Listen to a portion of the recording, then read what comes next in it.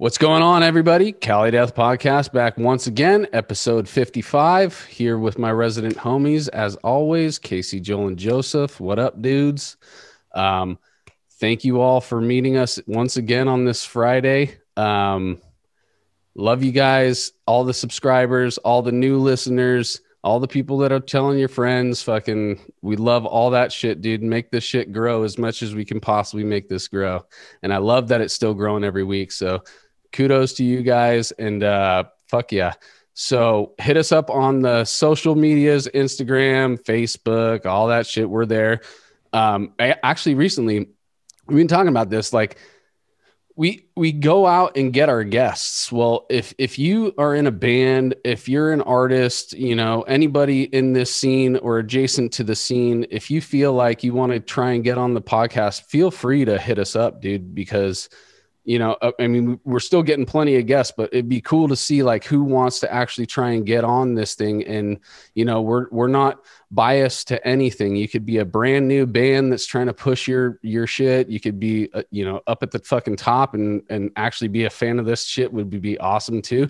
But just, yeah, we want to see how we can get more guests on, just, you know, out of, you know, we're not even expecting for these guys to be on, but they're here, you know, so we want that feeling for sure. Just hit us up on Facebook or Instagram. It's the easiest to send us a message. And we are messaging people that we know and friends, but like we're super down to have other people on. Just hit us up, dude. We're down.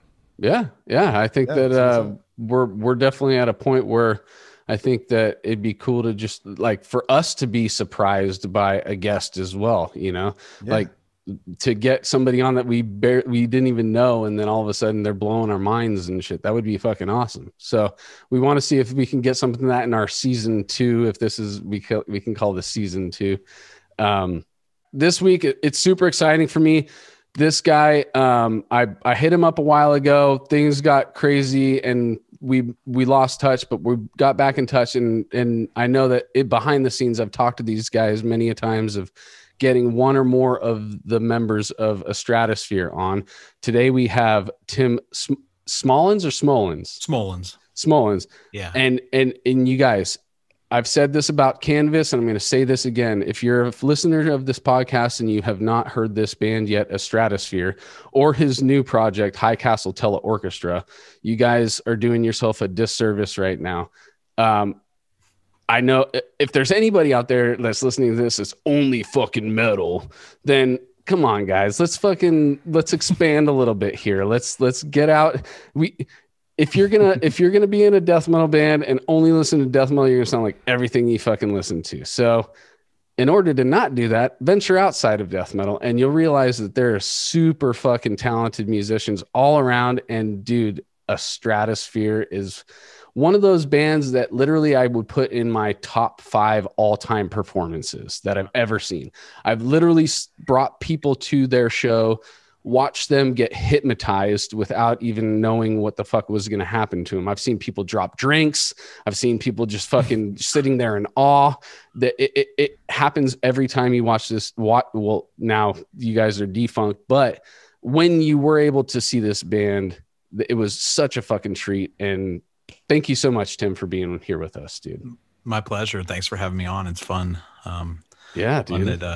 The band legend has sort of seemed to grow even after we stopped. You know, we stopped in like 2007, and it only seems to have grown and hit other generations and stuff. So I didn't even realize that was happening until the last couple of years, really. So that just shows that you guys were ahead of your time, dude. It needed the masses needed to catch up, and here they are now realizing like what the fuck was going on back in the early 2000s in Santa Cruz.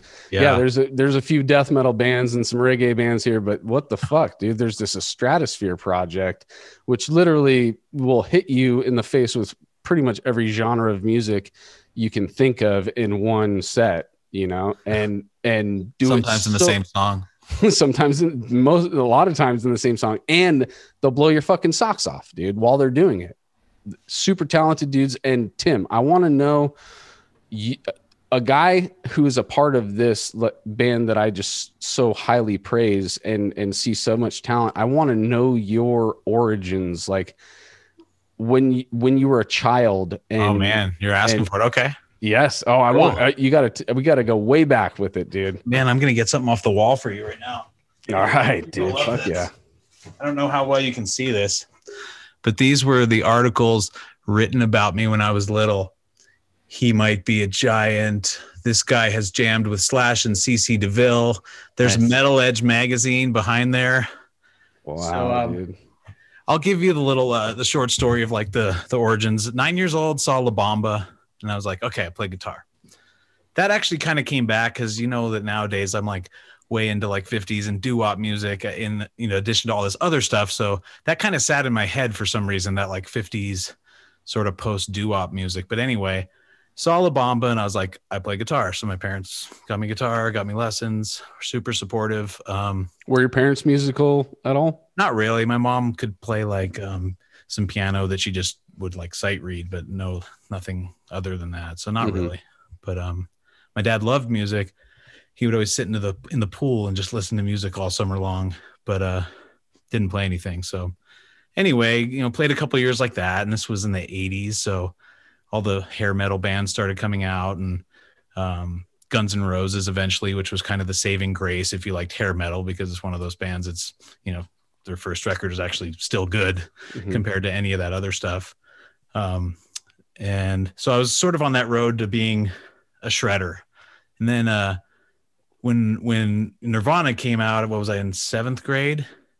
It was suddenly not really cool to play fast and all that stuff. And I was pretty self-conscious of it because I would actually get it wasn't like horribly made fun of, but I'd go in. I remember 9th grade going in and people had known about these articles and they would just be like, shredder.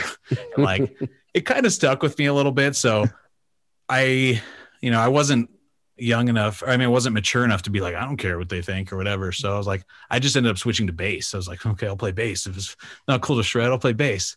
It's not cool to shred. That's crazy to think like you would get made fun of if you were like shredding on guitar. Yeah, it's funny. The guys who used to do that ended up being like huge fans of ours. Like, and they're like, oh my God, I can't believe it turned out like this. But we were very supported. Like, I'm not going to lie. We came from a pretty affluent background. Like my dad was a doctor, and the guitar player, Jason, I grew up with him. The guitar players for Estradasphere, Jason Schimmel. We grew up in the same town. Both of our dads were doctors. My parents were like incredibly supportive. Like, oh, you want studio gear? And we're playing in the big room in our house. And eventually like, oh, should I just get you an industrial space and blah, blah, blah. And like kind of kept us out of trouble in a certain way, because that's all we did. I wasn't going, to the 90210 parties where people were driving their Porsche off the cliff and stuff. I'm not kidding, man. It was a crazy little town where the parents weren't watching too closely. What town was this? Palos Verdes. It's like the hill over Los Angeles right near Long Beach. Okay. So yeah, we eventually had our own, industrial space. So we were just kind of evolving. Like we played the hair rock. And then the next year we'd play at high school, like at our lunch for high school. Once a year, we'd have this big concert. I remember the first year it was kind of like classic rock and maybe some hair metal type of stuff. And the next year it was like grunge.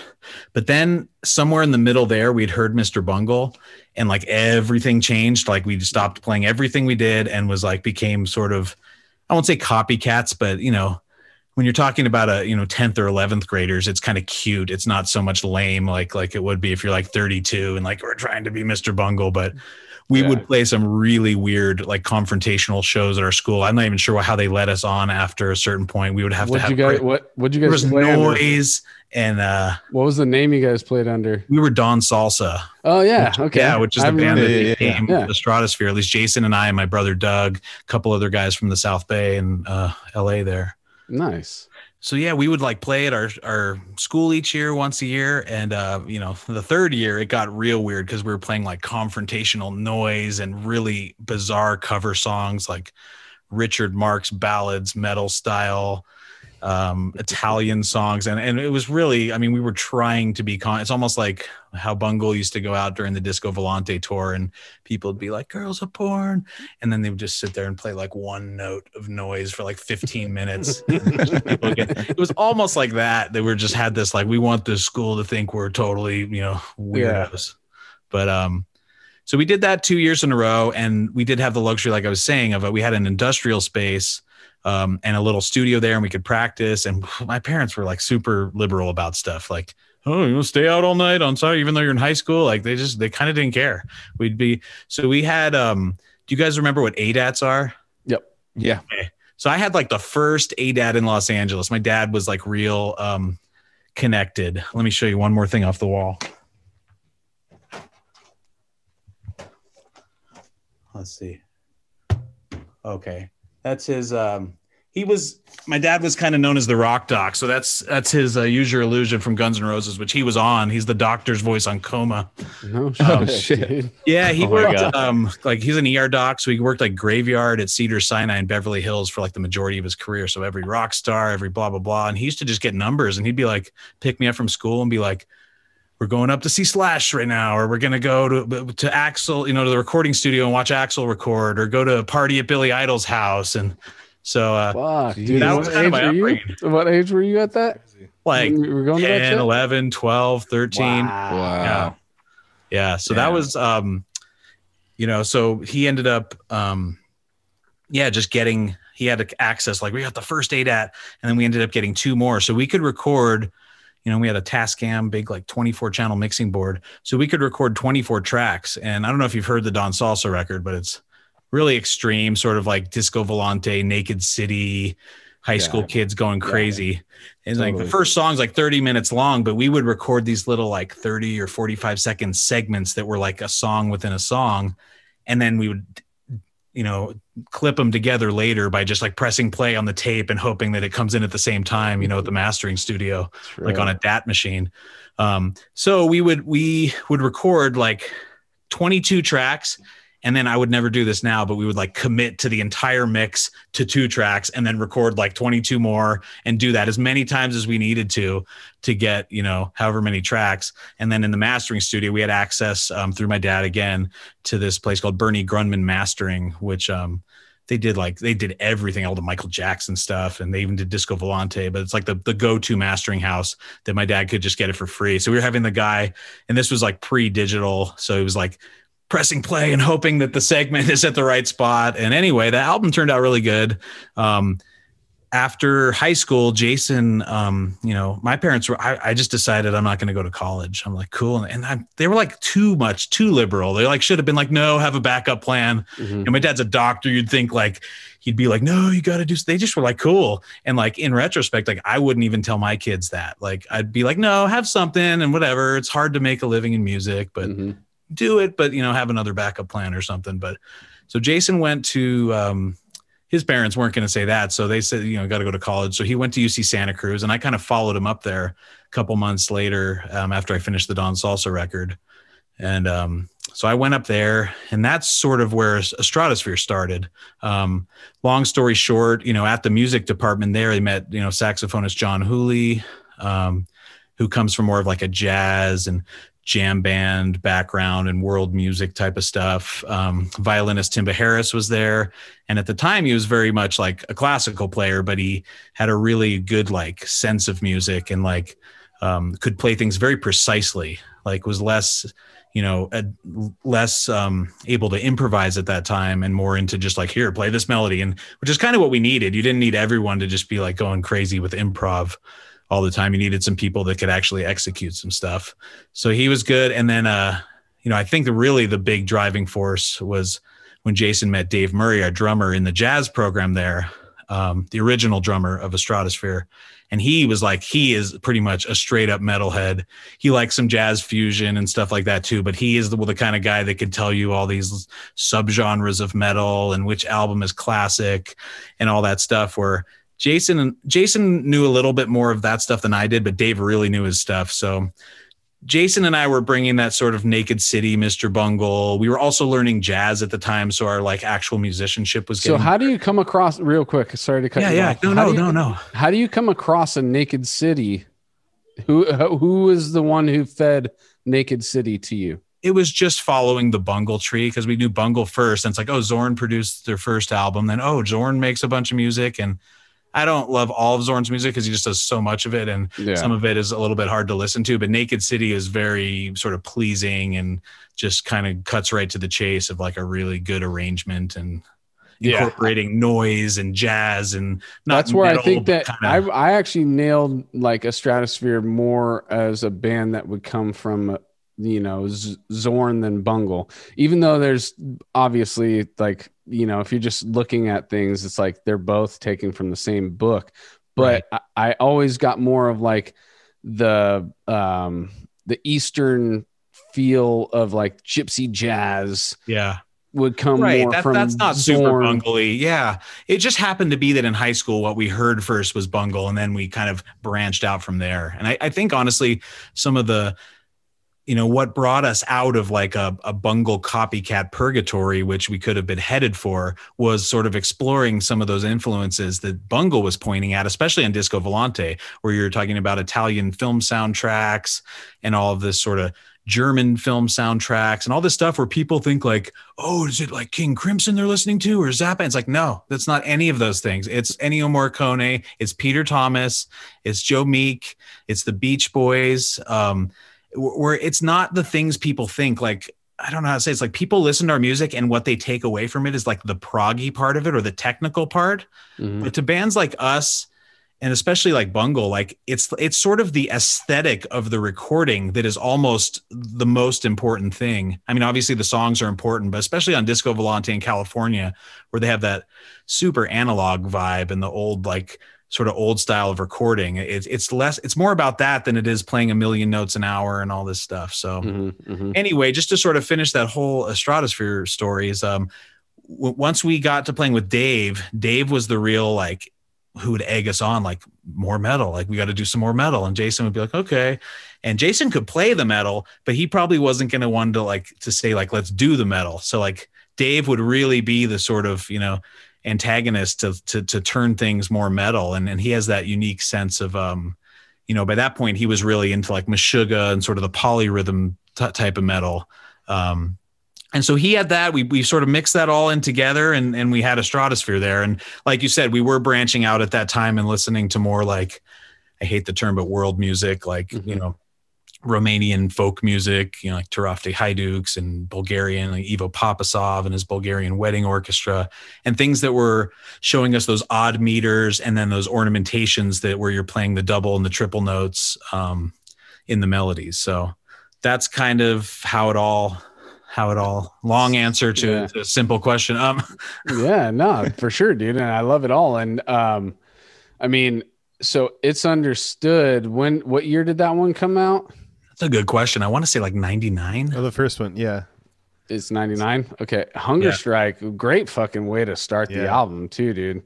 Yeah. And you guys that's a 19-minute song. You guys expand that to like a half an hour live. Yeah, live it gets pretty wang. We definitely add some like almost like Fish element or something. There's definitely like points where it has gotten like very jammy, sometimes to excess. Sometimes we found that happy medium. If you can do it at the right point in the show, they can tolerate that. We definitely experimented through it because John was definitely very into that sort of jam thing. And most of us kind of weren't that much, but we would try to be open to it. And I think we had varied success at turning some of our songs jammy, but I'm sure there were shows that were like way too wanky for some of our more geeky fans who like just wanted to hear the tunes. I don't know. Do you think Santa Cruz had a big influence too? Like you talk about Timba being like more of a classical player, then he goes to Santa Cruz, and do you think like the psychedelia of Santa Cruz kind of morphed him a little bit to be more like avant-garde and take that to, and as a band too? Yeah. And Timba had a little bit, besides the fact that he was a classical player, he had already had some, like he had been to Fish shows and I think Grateful Dead shows, and he was kind of coming at it from all angles. So he already had a little bit of that in his blood. And the band is just so Santa Cruz. It's just so California to put all those things together. We had got, there was this house, like, obviously the housing situation, like where do you practice in Santa Cruz? It's so expensive. There's no rent control. There's just ridiculous rent. So like, what are we going to do?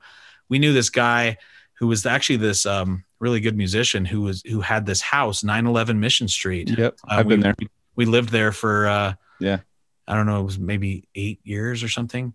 And And before we got there, and this guy was living there, there was like 3 or 4 like independent drug dealers like functioning out of that house. And it was like a totally ghetto house.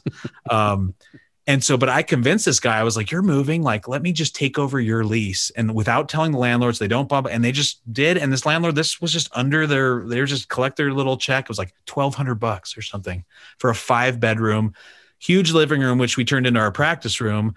And my studio, I put in my bedroom. So we'd run a snake down. And, that's how we recorded the first record, because I didn't know that much about like fidelity and going into better studios for drums and things like that. But what do you think about that? What do you think about like musicians living together and their, output and the quality of their music because they're around each other all the time? Like Odious lived together at the Furniture Dome. Probably not a good idea in general. Honestly, like you could move in with we've all done this. You move in with your best friend and you're like, that's how you do the dishes or whatever it is. Like, why are the toilet paper rolls disappearing like faster than anyone could? There's always these odd things where you just kind of wish you didn't know.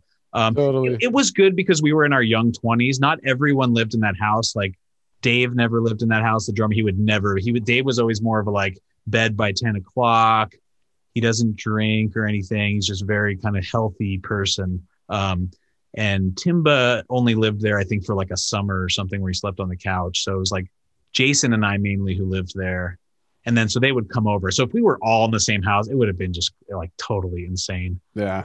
I think it's true with like anyone that you love or know or anything. Like if you live, I mean, excluding probably wife and family, but I mean, still, like, I'm sure they still bug you sometimes too, because you're just in. It's probably usually me that's bugging them. But. Yeah, it's just like it could be your favorite person in the world, but like if you spend enough time with them, like let's say if you make it big in a band and you're spending that much time with them on a tour bus or something, like if they just like sneeze the wrong way, you're like, fuck you. You know what I mean? Like I had a good friend I lived with, and after he'd do the dishes, he would put them all out on the table, like to dry.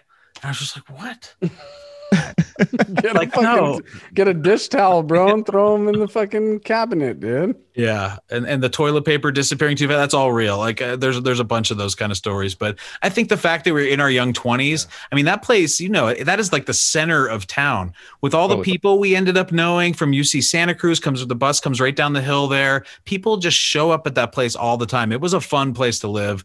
I have a lot of fond memories of just the sort of social scene surrounding there. But we could rehearse there, we could record there, and then in a way we were never quite the same again, at least as far as the old incarnation, once we lost that house, because we lost our place to rehearse. Then Dave had left the band, all this stuff. So we can get into some of that stuff of just like what happened, but that was sort of I'm describing the beginning era of Estradasphere. Yeah.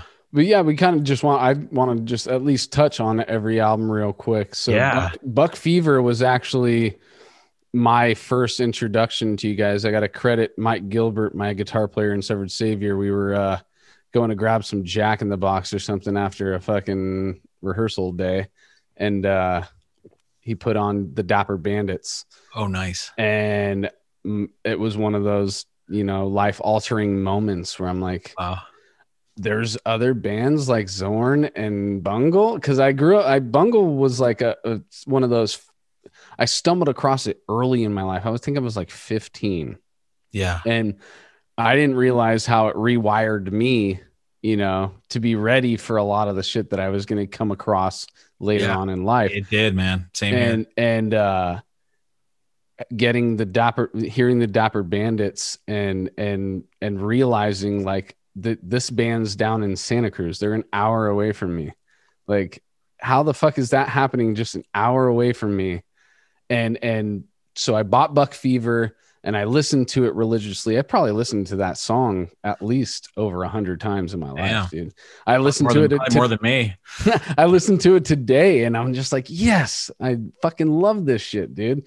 And there is the element of showing how you guys can bring metal out of something that was not metal at all before it gets to the metal part in that song, Right. Which is just the end pretty much. except for the one chug. There's a single chug of metal Yeah. during the waltz. There it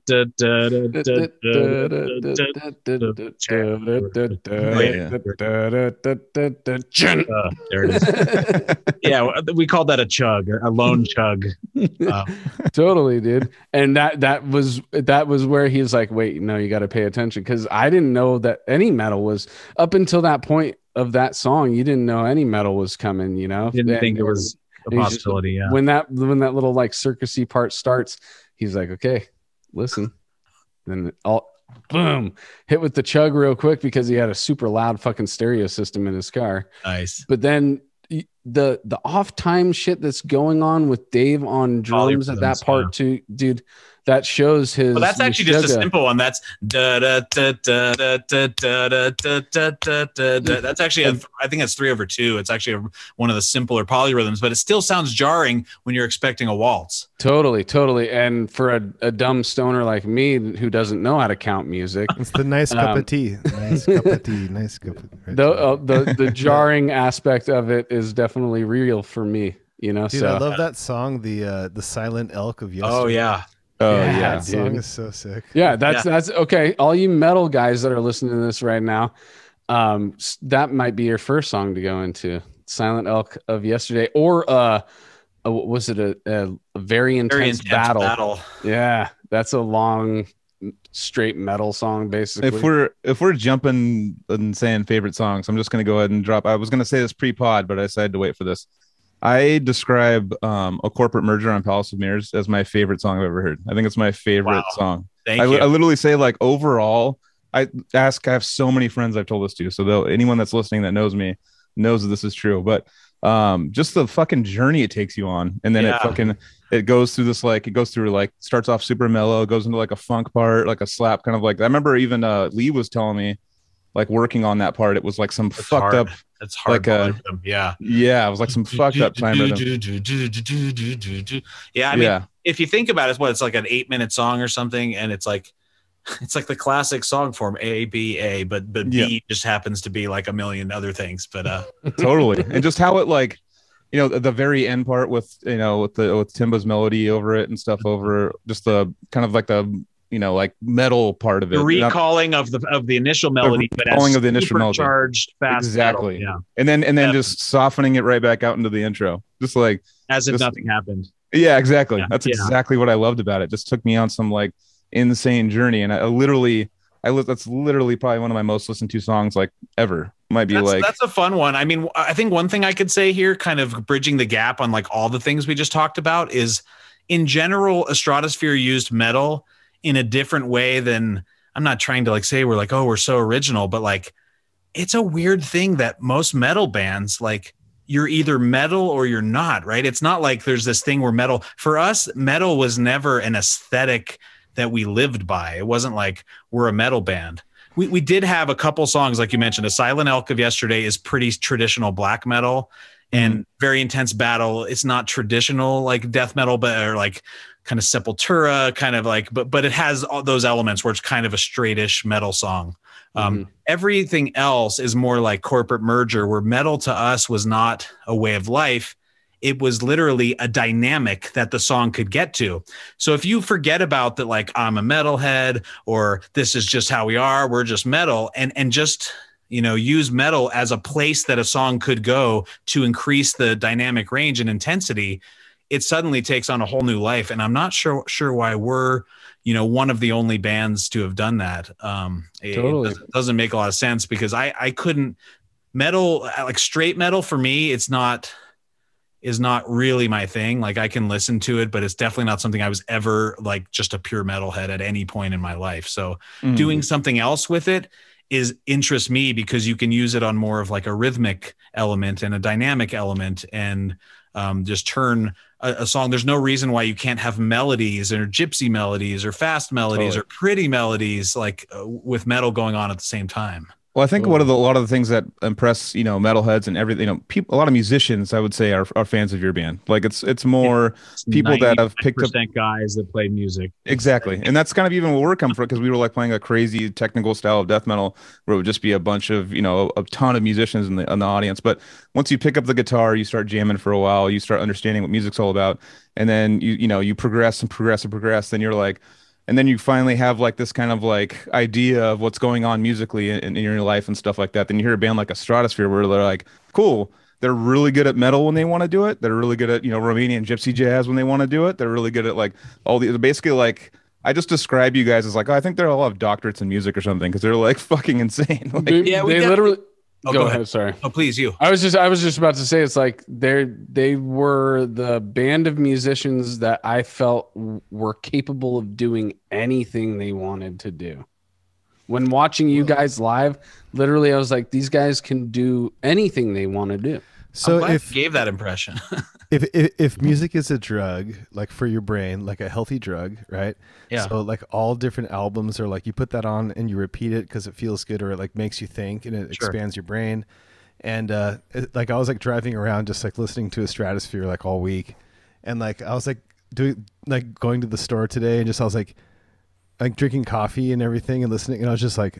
I feel like I'm getting smarter, like listening to Estradasphere. Like, yeah, it's like new age classical, yeah.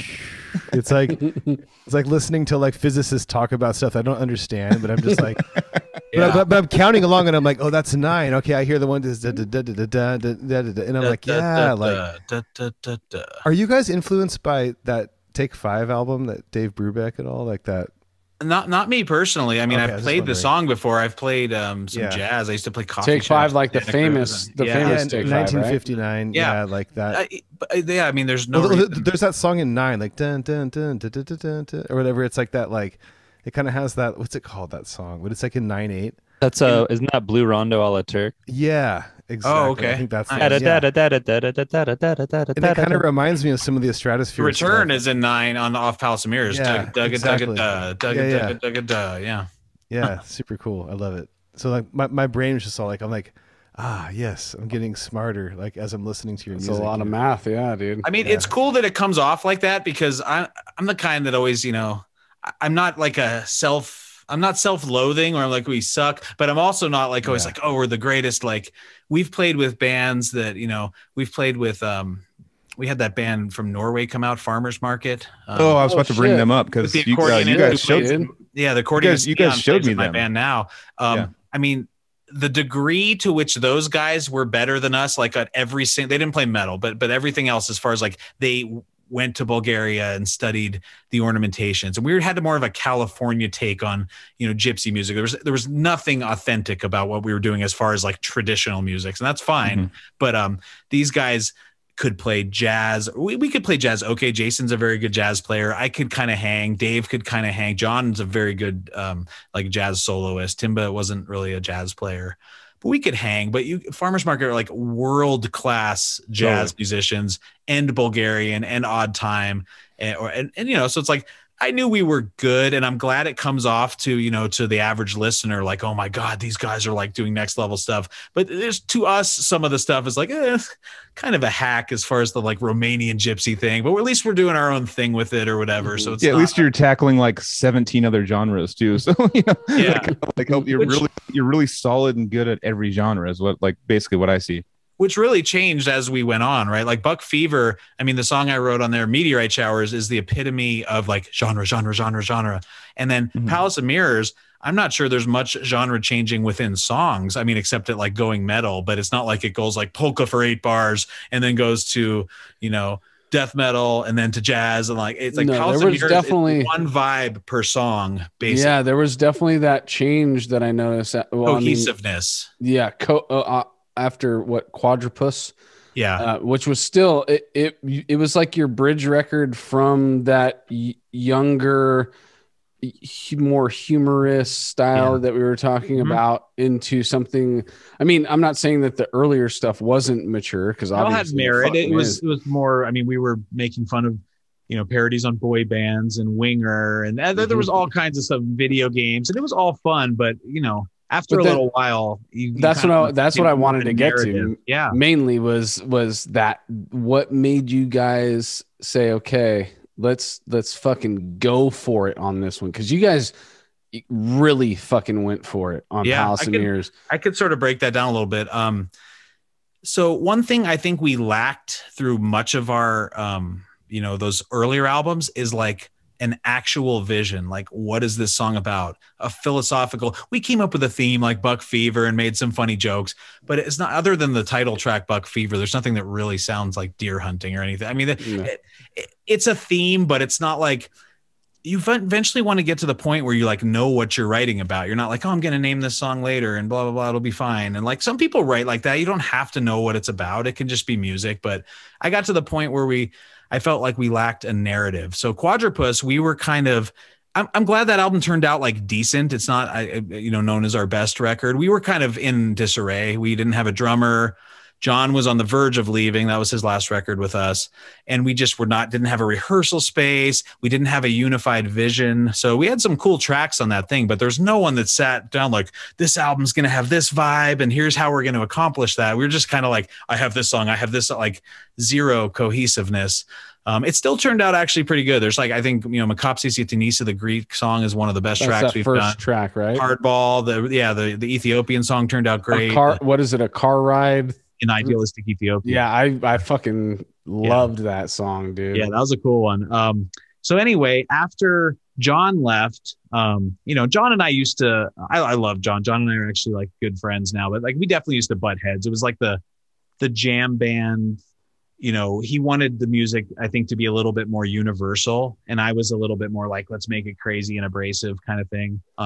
And we, I think today, if we sat down, which we have, he's come over recently and stuff, I think we actually see more eye to eye. We're like the only dads in the band and all this stuff. But anyway, when he left, it opened things up I'm not going to say like I took the reins and I was the leader, but to insert myself a little bit more.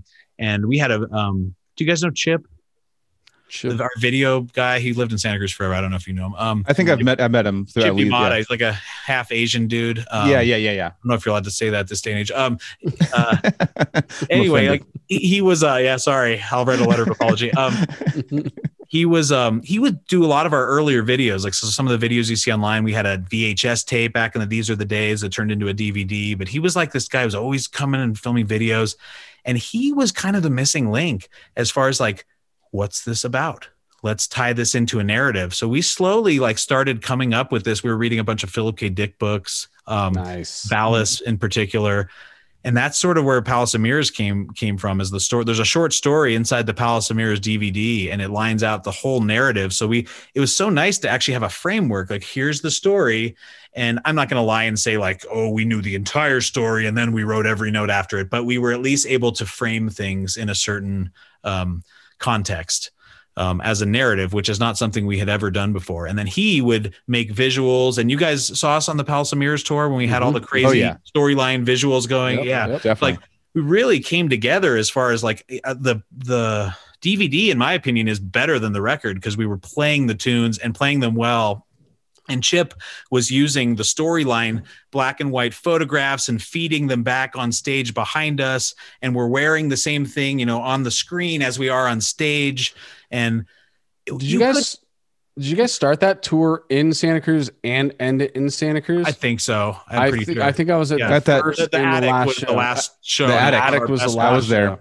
A bunch of the DVD is from the Attic. We just love. Fuck yeah, I was there. Fucking there too. Well, it sounded good. But anyway, like we really sort of came together on that tour, and it became this thing that was like we would interact with, and Chip had the storyline down. Then on top of doing all of that live, setting up this commando set in these ghetto clubs we were playing with 2 screens and 2 projectors, and running our own soundboard because we didn't want to have to deal with Bubba's soundboard.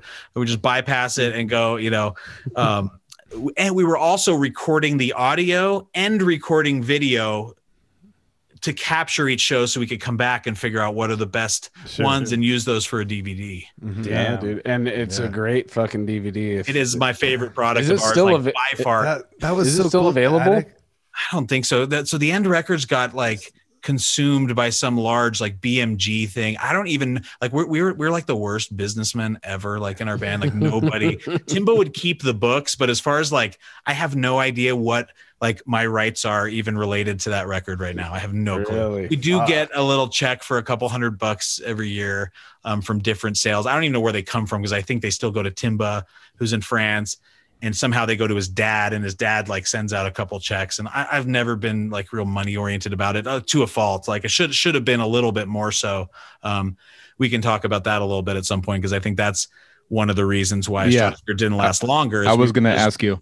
Going to ask you about this because I'll throw Lee under the bus a little bit because I lived with him while all this was going on. I lived with him while he recorded Palace of Mirrors. I lived with him while he was doing that show at the Attic and stuff like that. He was my roommate, so we hung out all the time. We played metal together. He was like playing and trying to do Odious and Decrepit with us and do everything. And he was talking about that DVD. He's basically said, whatever, we can cut this out if you don't want it in, but like care. he said the DVD kind of sunk you guys, is what he said. Kind of like sunk like financially, kind of like it was a little bit of a burden. Yes. Yeah. Lee was not. I have no regrets about that. The fact that was sort of Estradasphere's, final statement. Awesome. And it's a shame that it had to end there. It's not like it was, it had to be that way, but it just kind of worked out that way. We definitely, we probably lost a couple grand making that DVD. Okay. It was not like we spent 20 grand or 30 grand. It may have been about 10 grand. Okay. But in my mind, Lee is, he's not the composer or the songwriter or the visionary. At least at that time, he wasn't really involved too much in the creative aspect. Totally. He's wet behind the ears, a new drummer metal kid that moved out and just gonna like fulfill the role of drums, and he did a great job. Like we taught him a lot. He was willing to do it, and he progressed. I mean, the way he was playing by the end of that tour with the sort of jazziness that we had brought out in him was insanely good. Like you listen to that DVD and you're like, man, this guy can play. It wasn't quite like that when he first came out. It was more dry and metal, and we used to be on his butt. He would probably tell you that's what like, okay, you're playing this beat, now mean it. Like we were about 30, he was what, 21 or something. Totally. We were just trying to bring out more. Okay, you know the beat, that's cool, now play it and make it mean something. And he's like, what does that mean? Like I'm like, okay, do the snare right there. Like when you hit the snare, it's gotta like really pop, like, and then you do it, and then we'd be rehearsing and it would kind of go back to what it was. Like, no, it's got to stay there.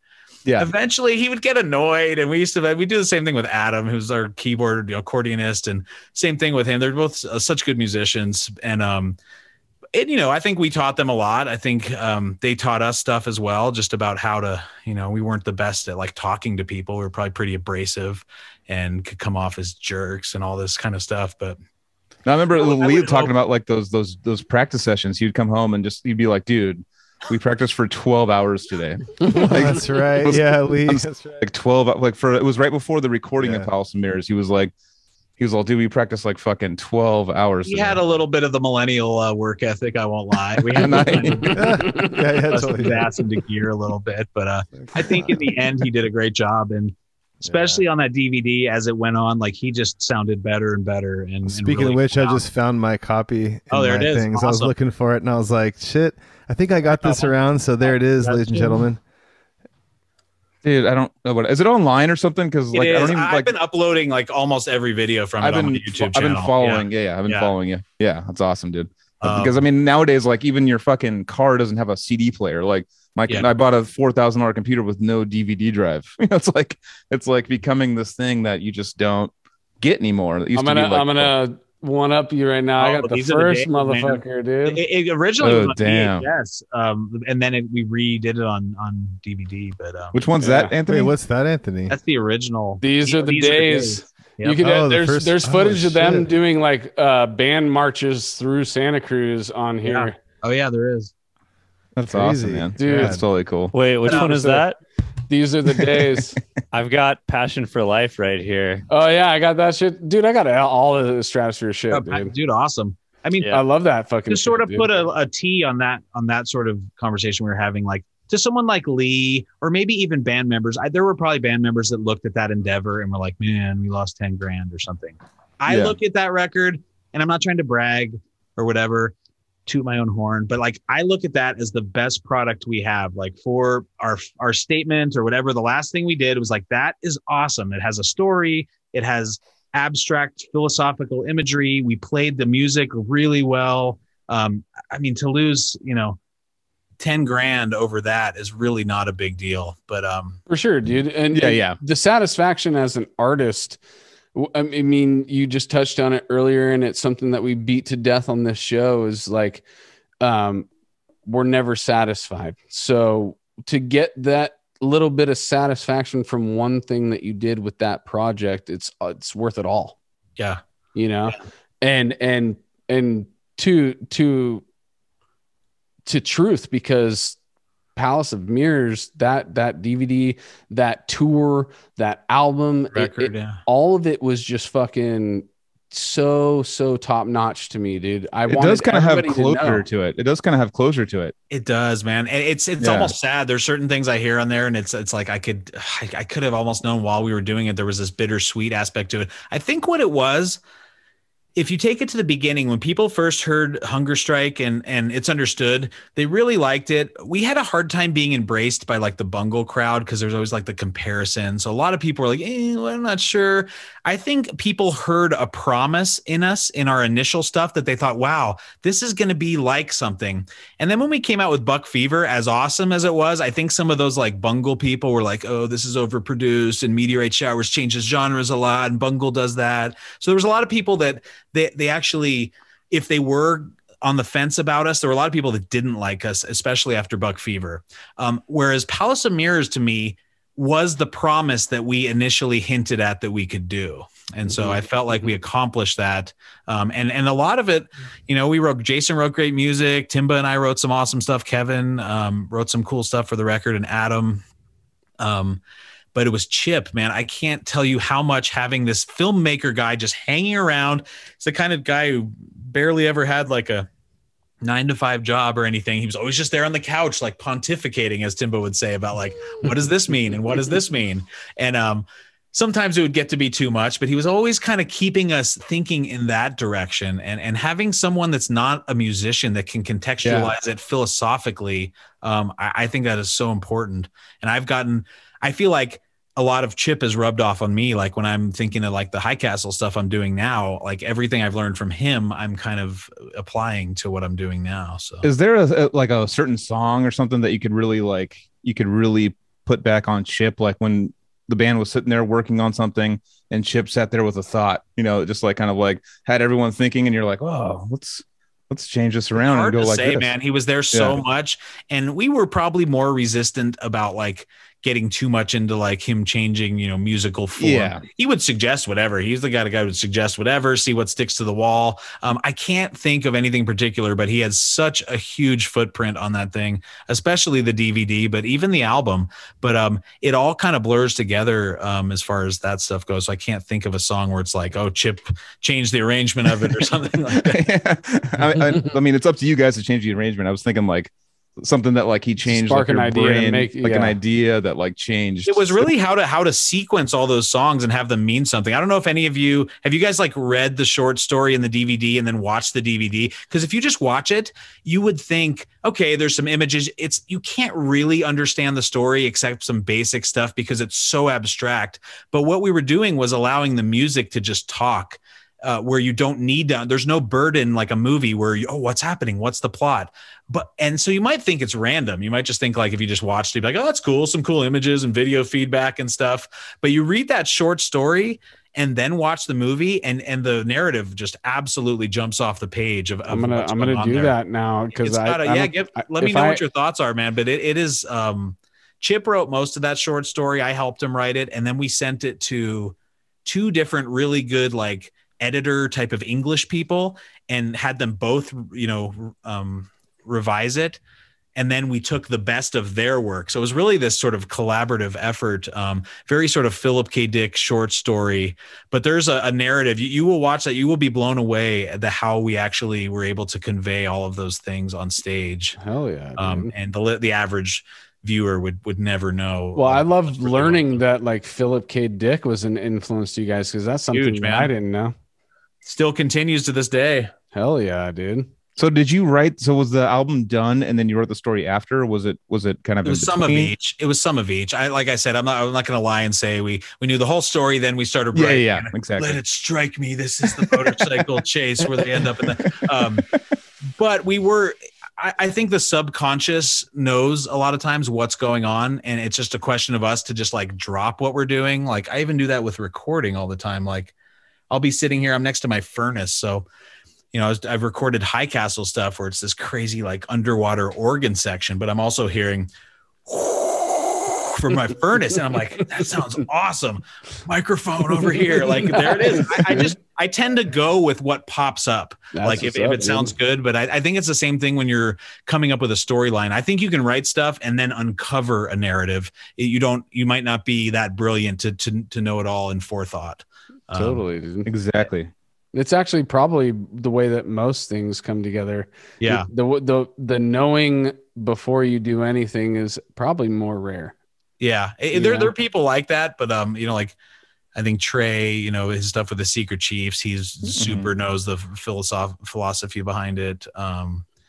Stuff like that. But that would be another band that I would compare you to more than Bungle as well. Right, because they do more of that, quote unquote world music sound thing, which Bungle doesn't do much of, except for like or Ars Moriendi and Techno Alla. But other than that, they're just more this unclassifiable genre.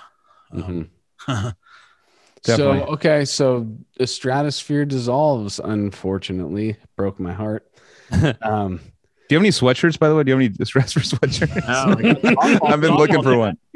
That's where we're at now. My daughter won the state tournament last year. Dude, that's actually what I wanted to bring up too, is that one of the reasons why it was kind of hard to get you before was your daughter's super into softball, dude, and she's tearing it up, dude. I never had any idea that there's this whole lifestyle of people that on the weekends you go somewhere and stay there for like 12 hours and watch them play like 4 games, have to bring all your own food and drinks and cart things one field to the other in wagons. And you will come, at the end and you are just burnt. Like you wouldn't even believe it. It's 100 degrees outside and they play. But it's your daughter out there playing, so it's all worth it. And when it's off season, you're like, man, what am I going to do this week? Yeah. Did you found some sort of beauty in that going? Oh, I love it. I love it. Yeah. It's like awesome. We always have like the Rockies in the background here in Denver. You just see, I don't know, it's just a cool little vibe. And you go somewhere and you're just going to be there. You're just like, I'm here. And the other dads are all into it, and you're always talking crap. Like, why isn't he starting this girl? She did so much better. Like, you're just totally like, I got to say enough to get you kicked off the team, but you can't help but be a little backseat coach of like, how can he be bunting right now? Yeah, exactly. You need 5 runs and you're bunting. You're not going to get 5 runs from bunting. Totally, dude. I can't wait until I have that too. I want to hop in here. So as someone who never got to see Estradasphere, I'm, super bummed about that. But that kind of motivates my question, which is like, so you did the Palace of Mirrors tour, and was that the last tour? Okay.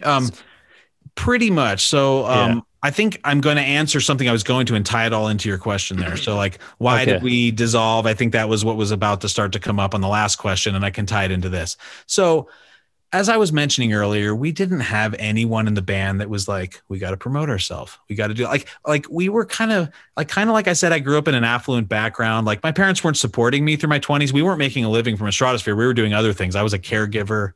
I would work. Do you guys know Jesse Houts? I worked for him for about 2 years. Yeah, I worked for 5. That was my job. I would do 1 40-hour shift a week from Thursday at midnight to Saturday morning.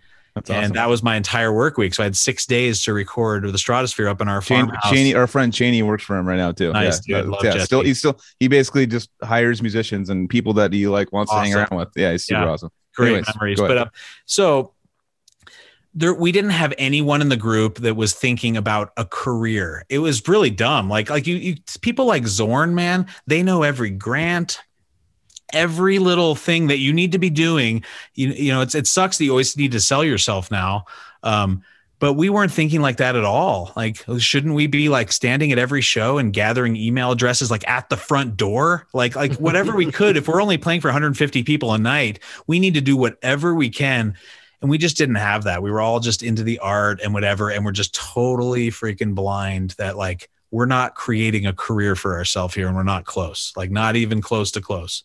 And it's not because there's not an audience. Like I think a band like Estradasphere could potentially make a living. Like if Zappa could sell millions of records, like it's probably possible that the Estradasphere could, but you would need to be firing on all cylinders as far as PR, as far as us getting gigs at like university, you know, conservatories where we pare it down and don't play so much heavy stuff, but we show them that, you know, like we were talking about that. Like we need to be able to like repackage ourselves a little bit so that we could get on some different, you know, the world music scenes. Probably weren't going to have death metal. Honestly, I mean, it sucks to say. No money in that shit, bro. But we could do stuff. We used to play as a trio where it was like stand-up bass and violin and acoustic guitar and do some cool stuff. We went to Europe and actually played like that. But anyway, after Palace of Mirrors, we did have an idea that like, we need to do something here. Like, what are we going to do? And I remember Timbo would like take a survey of like people he knew. Timbo was very methodical about everything. Well, I've surveyed all these musicians in New York and Seattle. Like, so we had to get out of the Santa Cruz bubble because we felt it was really small, right?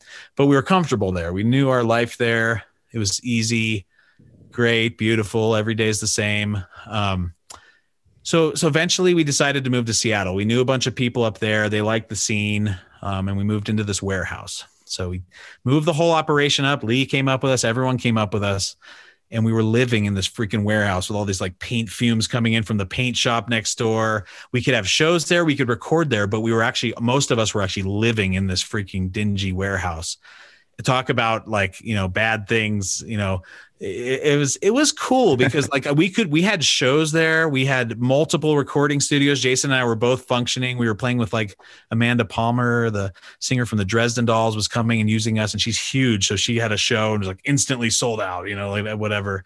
We could fit like 100 people, you know, as long as the fire marshal didn't find out. But, anyway, it's like we were thrust into the real world. We were out of our Santa Cruz bubble, and all of a sudden we needed to pay for this $2,500 warehouse. So we're recording bands like $250 a day, and it was cool and it was fun, but you're just like, I didn't have a job other than that. And I definitely think I got some help from my parents at some point during that, because we had this huge amount of overhead that I can't move out of this warehouse no matter what. Even if I'm doing well, I'm going to be stuck here.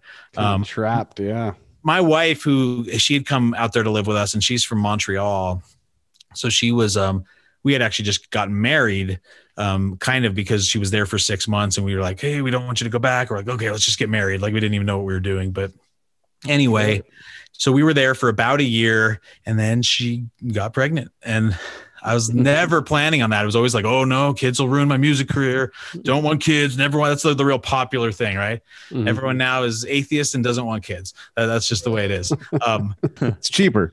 So I just decided, you know, like I'm just going to go with it. That's what the universe dealt me, and I'm going to go with it. But at the same time, it was like, what are we going to do? We didn't have health insurance at the time. So we decided to go back to Montreal and have the baby. That's what I was going to ask you. I remember you going to Canada. This is what I thought you were in Canada right now. No. So I went there for a year. We had the baby, and then I was like, okay, I don't really want to learn French, and what am I going to do? I was really in a kind of an existential crisis. Like, what am I going to do? Like, so we moved back in with my parents in LA, and just kind of like to do something stable. Like I went to nursing school. I was like, okay, my dad's a doctor. My mom used to be a nurse, whatever. And so I went to nursing school, and that's what I do now. So three days a week, and that graveyard shift, I work in the ER as a nurse for 12 hours, and then I have 4 days off. So it's a pretty good work schedule because I have more days off than I have on. It's kind of intense because 4/12s, it definitely like, and then shifting the sleep schedule and stuff. But like compared to like 9 to 5 Monday through, like I could never do that. Like, and childcare and stuff like that. Like that's you're saving a lot of money. Yeah. So anyway, I ended up loving being a dad. I went with it. And to me, it changed me in a good way, that it took the focus off myself. I think I kind of am of the opinion now that if you don't have kids, you're sort of inherently selfish, not as selfish, like, no, this is mine and I won't share it, but your focus is yourself. It's like, what am I going to do today? And I want to do this, and I want to do, like, it's true. It's it. That's your focus. And then once you have that, you're just completely relieved of that idea. You're just like, I get I'm at the bottom of the list in my dome, dude. I literally look at myself the last. Anthony has like 17 kids. So it's like, it's only 17. All the claims that keep coming in from different corners of the world.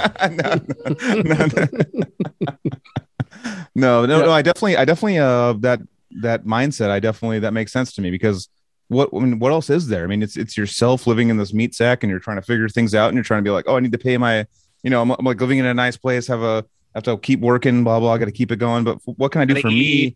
Me. Well, it's like, oh, I can order a DoorDash. What's going on with my romantic life? What's going on? Yeah, exactly. I can watch whatever movie I want to watch at whatever I could time sleep.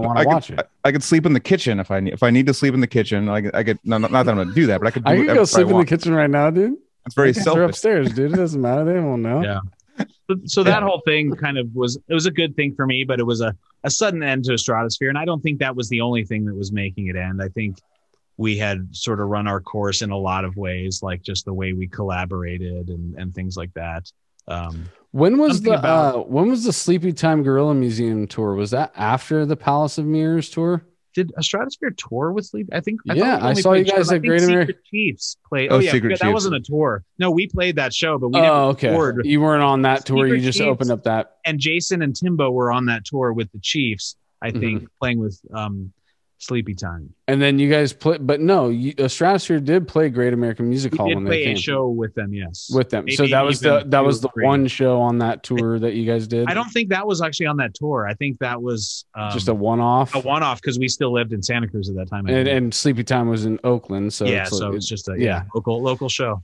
That was a crazy night for me, dude. I took my wife, who at that time was my girlfriend. Lee got us on this list. Nice. That was probably the first time you probably don't remember it, but it was the first time I probably shook your hand, said hi, my name is Anthony, blah blah blah. Yeah, cool, man. But dude, that Sleepy Time set was fucking crazy, dude. Yeah, it's like a 2-hour.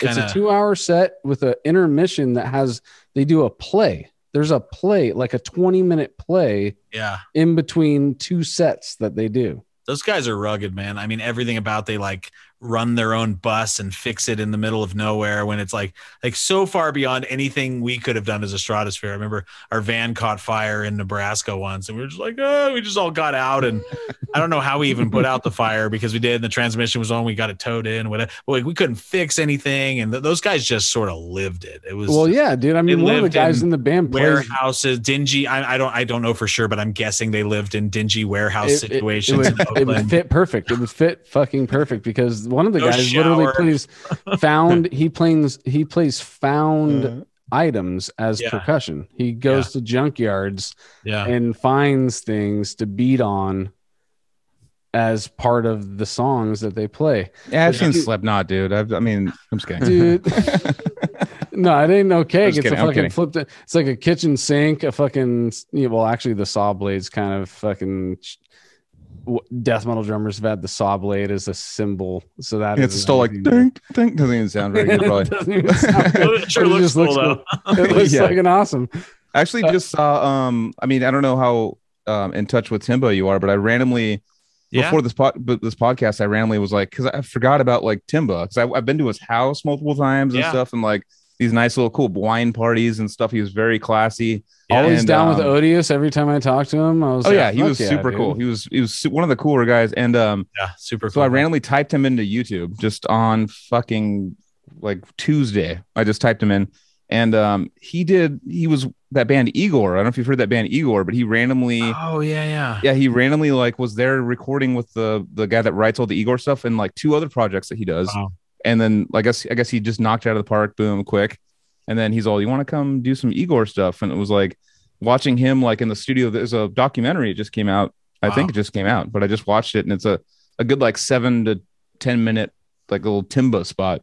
And in the ensuing years since the Stratosphere disbanded, like he's really come into his own as like a string writer. Like you wouldn't like, I'm not trying to like downplay his role in the Stratosphere, but like half of it was like him going from like a classical musician and they could just play their part to learning how to branch out. But that branching out extended, like he writes. So he's in my new band, High Castle Teleorkestra. Oh yeah. But he's in France. We don't communicate face to face, but he'll write these string parts. And I'm just like, oh my God, like what on earth? He finally put it all together, like all of these skills that he had, and became this really incredible. Cause I don't know if you guys have ever written for strings, but like, your tendency is to just be like, here, write a bunch of chords and stuff, but it's really boring when they're all playing at the same time. It's so much better if it's sort of contrapuntal, and maybe you're using different articulations to bring out different harmonics and the dynamics and all of those sort of things you can put into classical. And then also, how do they translate as a recorder,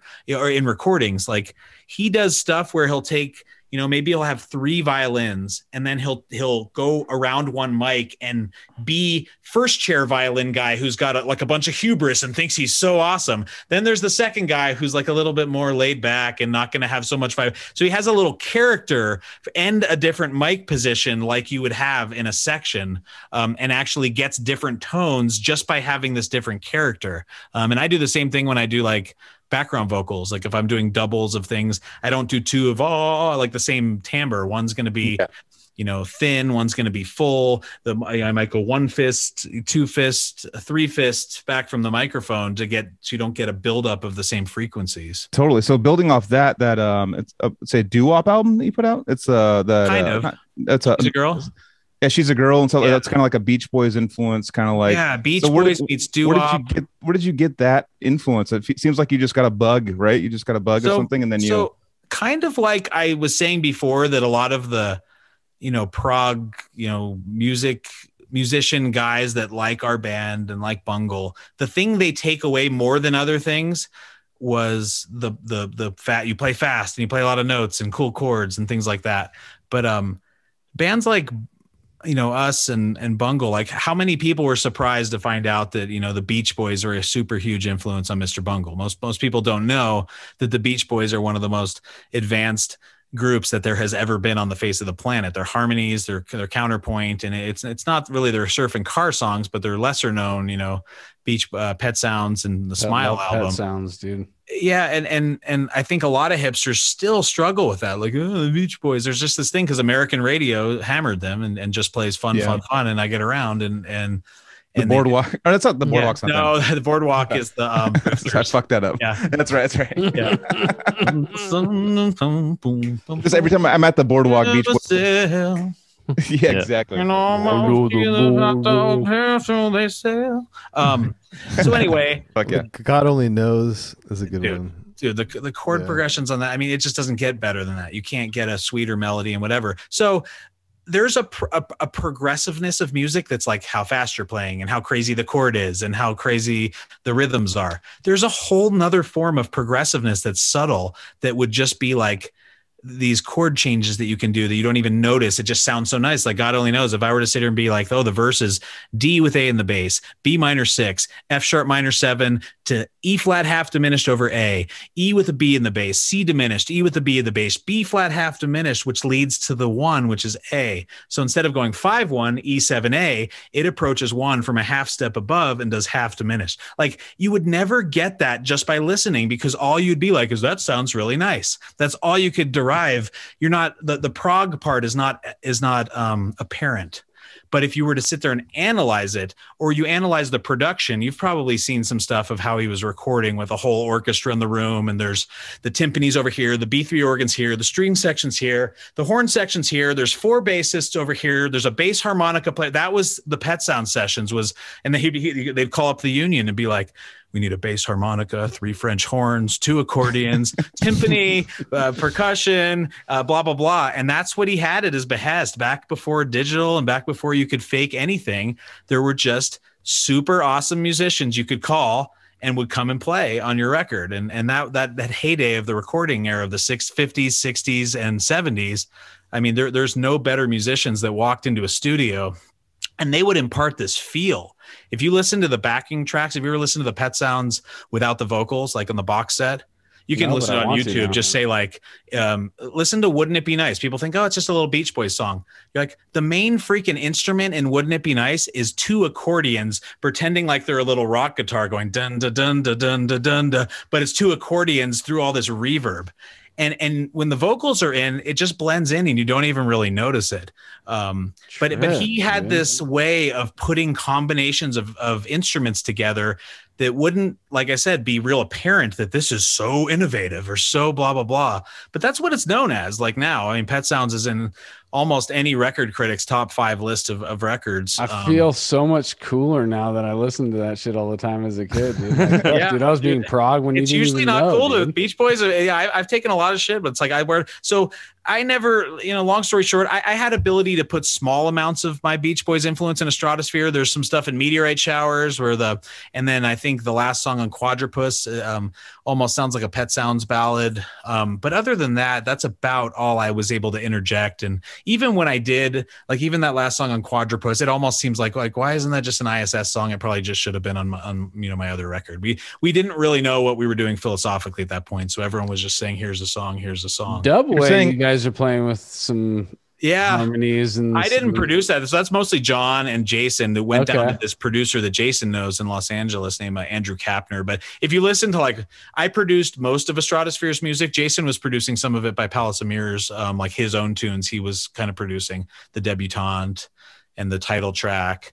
And I think I had most of the rest of them on my computer. So I produced like the overwhelming majority. I always had help. Timbo was always in my ear, but for some reason, because of my technical, skills, in the computer, I was considered the producer and am credited as that. But Dubway, if you listen really close, it should be really obvious.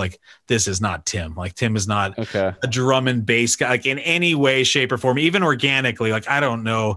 That guy was really good at doing all that kind of cut up stuff, and that's just not my thing. Would you consider? Okay, so going on the record, would you consider Beach Boys as the first prog rock band?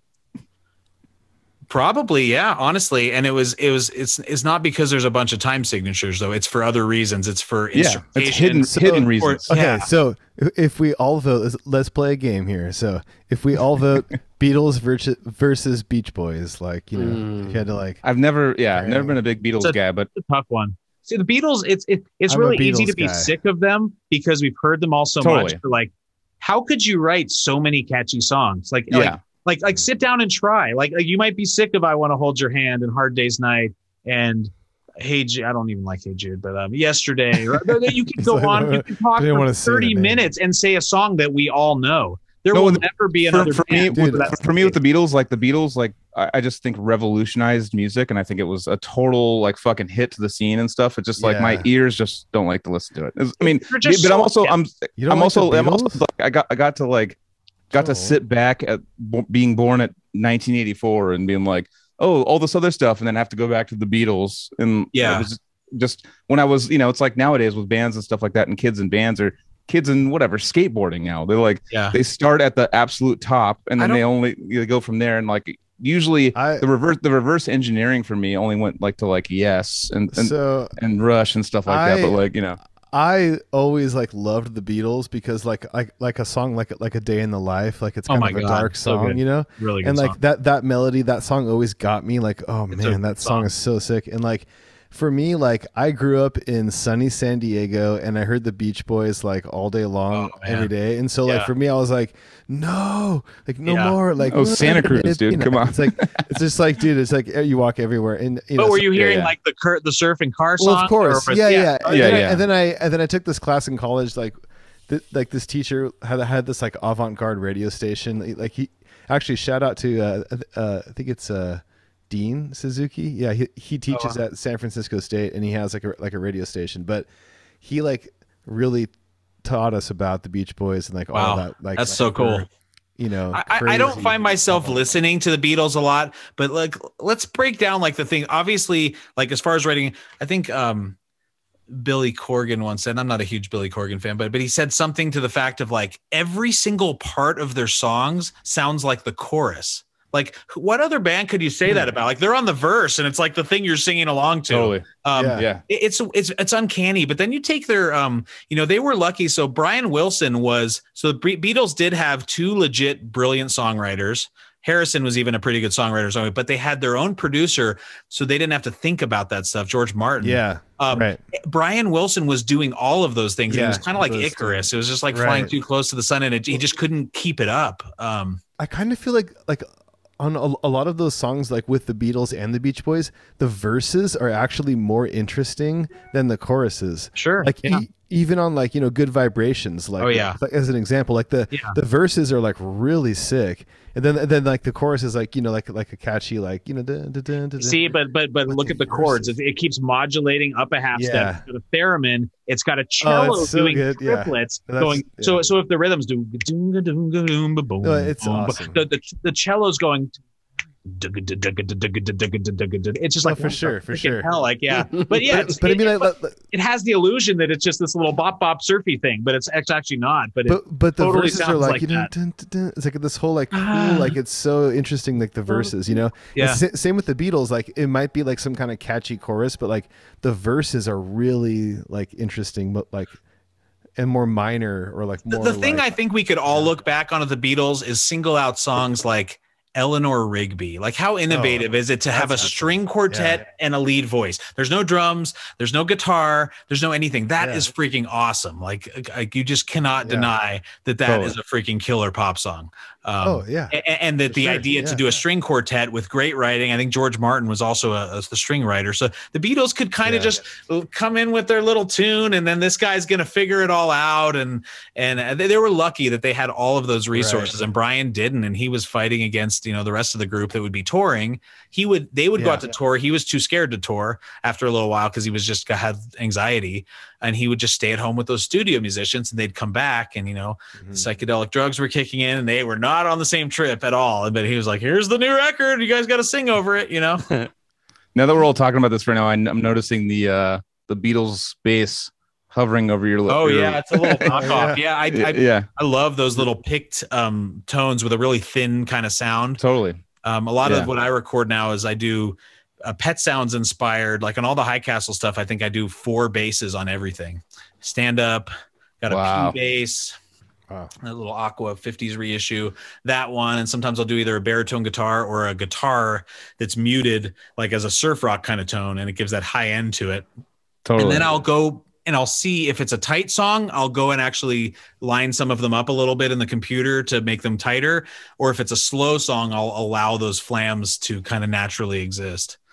Definitely. So like when you got into the Beach Boys doo-wop thing, did you just like, you're like, I'm into this, I'm going to start like working on my vocals, or were you working on that before? Well, like, because ISS, I did a record in like 2003 that came out on Trey's label and Mimicry. So this had been going on like on the side for a long time. I had written another record that I never got a chance to record. And then I became a dad. And then I just realized in 2018 that it had been like 10 years since I did anything. And I'm like, I could actually do this. The kids are at school. They're a little older now.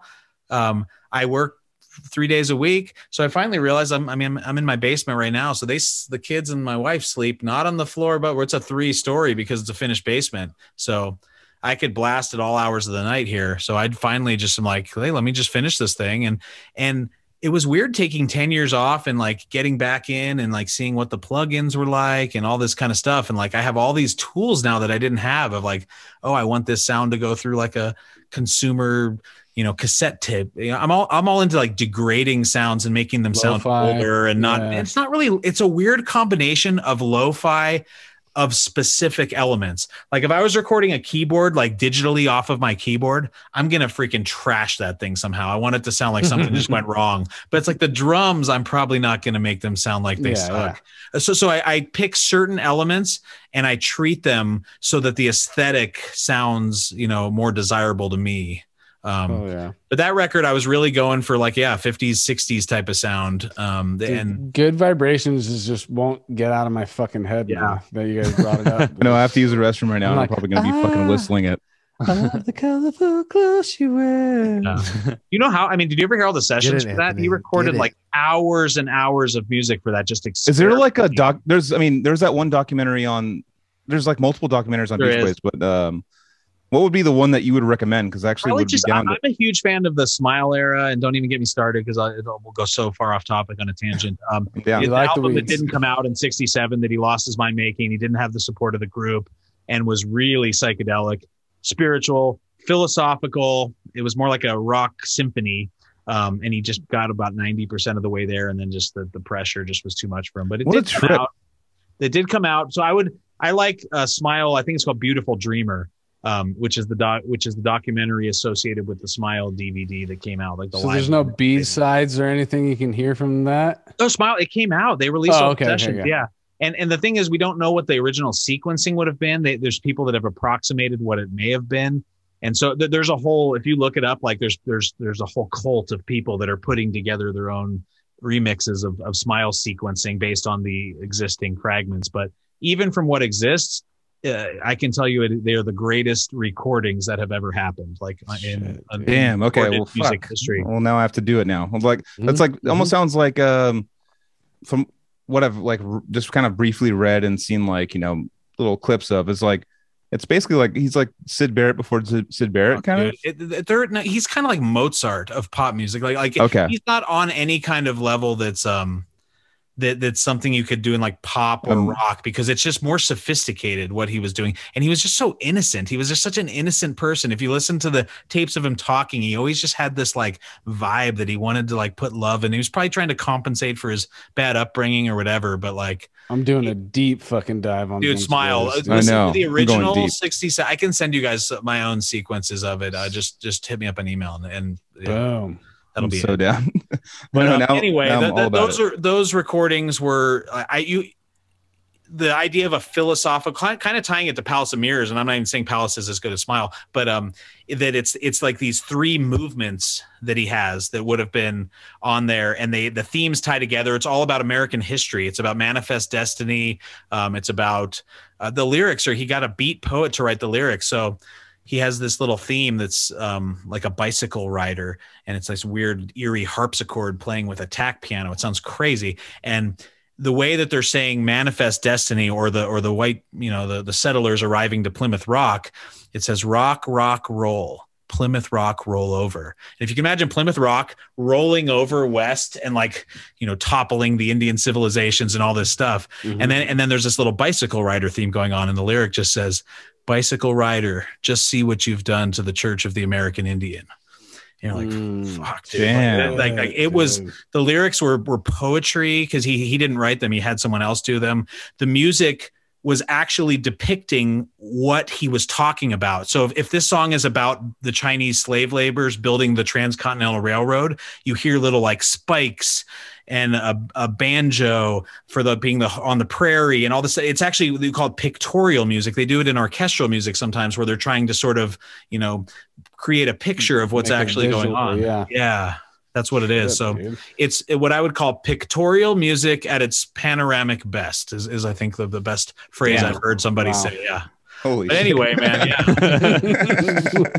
That's amazing, dude. Dave, my drummer, the drummer from Estradasphere, is like, oh man, you're going on that metal blog. Don't get too into the doo-wop stuff. Oh, dude. I had that fucking planned. I had that planned.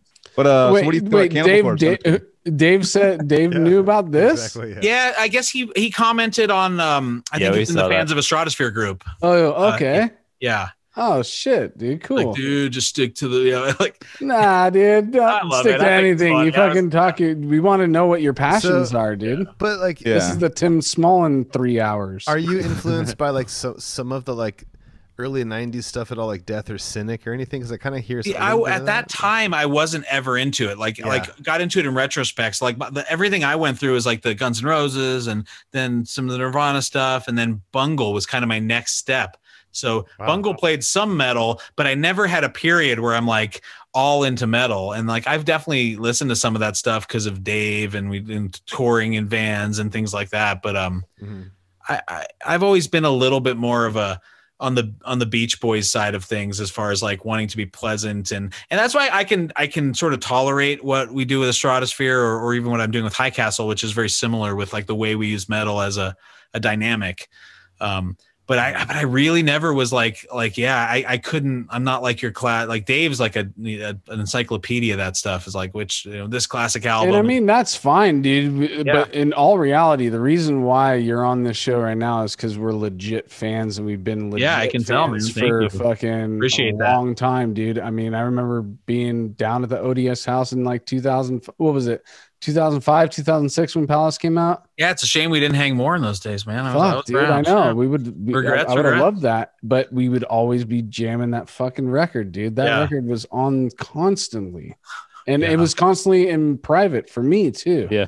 So and so I'm the next generation. I'm like 31 now. So I remember being 16 in 2006, and maybe even just before Palace, I'm not sure, but around that time, my friend like burned me. He gave me like burned copies of like the Estradasphere discography that he had, and he had probably just like downloaded them all off fucking LimeWire or whatever. But there was also like bootleg stuff. There was live stuff. I don't even know what live. I think I have it on my iPod. My old. We were school. like in that little jam band. See, I'm telling you, we had like a little thing where people were making tapes, and we had official tapers, and they were on all the jam bass things. And, yeah. And I still think some of that live stuff, I like have it on my iPod still. I listen to it. I'm like, a lot of this is like as good as or even better than some of the studio stuff. Yeah, there's some decent stuff. It did get a little wanky at times. It's kind of finding that balance of the precision versus there were some shows where we would kind of start playing a song, but we would like just be willing to go in a different direction with the song, which is really hard for our kind of music because it's very calculated. It's like this part's next and this part. Maybe Hooli would just start jamming on something. We'd be like, oh, let's just go with that for a little while, and somehow we'll make it back to the part it was going to go to. But the craziest thing for me was how much creativity and arrangement was like, you know, in every song. It was like bubbling over. And then it would just be like Timba, like holding it together with some idea that was like not jazz and not jam. And you guys all kept each other in check. And like Dave's drumming on the earliest stuff was like metal enough to like push that edge that I as a metalhead want to hear. But like, so I think it was like that perfect. So there's my it was an interesting time. Yeah. Sure. I forget what I was actually going to cut. I was trying to cut you off with now, but well, I can go into. I want to actually go into because I know behind. Yeah, let me try and think. Behind all your, because you got the Music Man back there. A lot of people want to know about gear that you're using. So, I mean, with I saw you with Estradasphere play stand up. I saw you play mostly the Music Man and the stand up. Okay, so back at the Estrada, like I'm such a 50s and 60s guys now that I finally changed out. Though even those strings on the five for flat wound, and so I have no way to even get a metal tone anymore as a bass, because even when we do metal in High Castle, the basses stay where they were. So if it was like a jazz vibe, the basses do not change. It becomes drums and guitars over that other thing. So mostly what I do now, like I was saying earlier, is 4 basses on everything. I do my stand up. I think that's over there in the car, right? Somewhere down there. Nice. Oh, nice. We got it.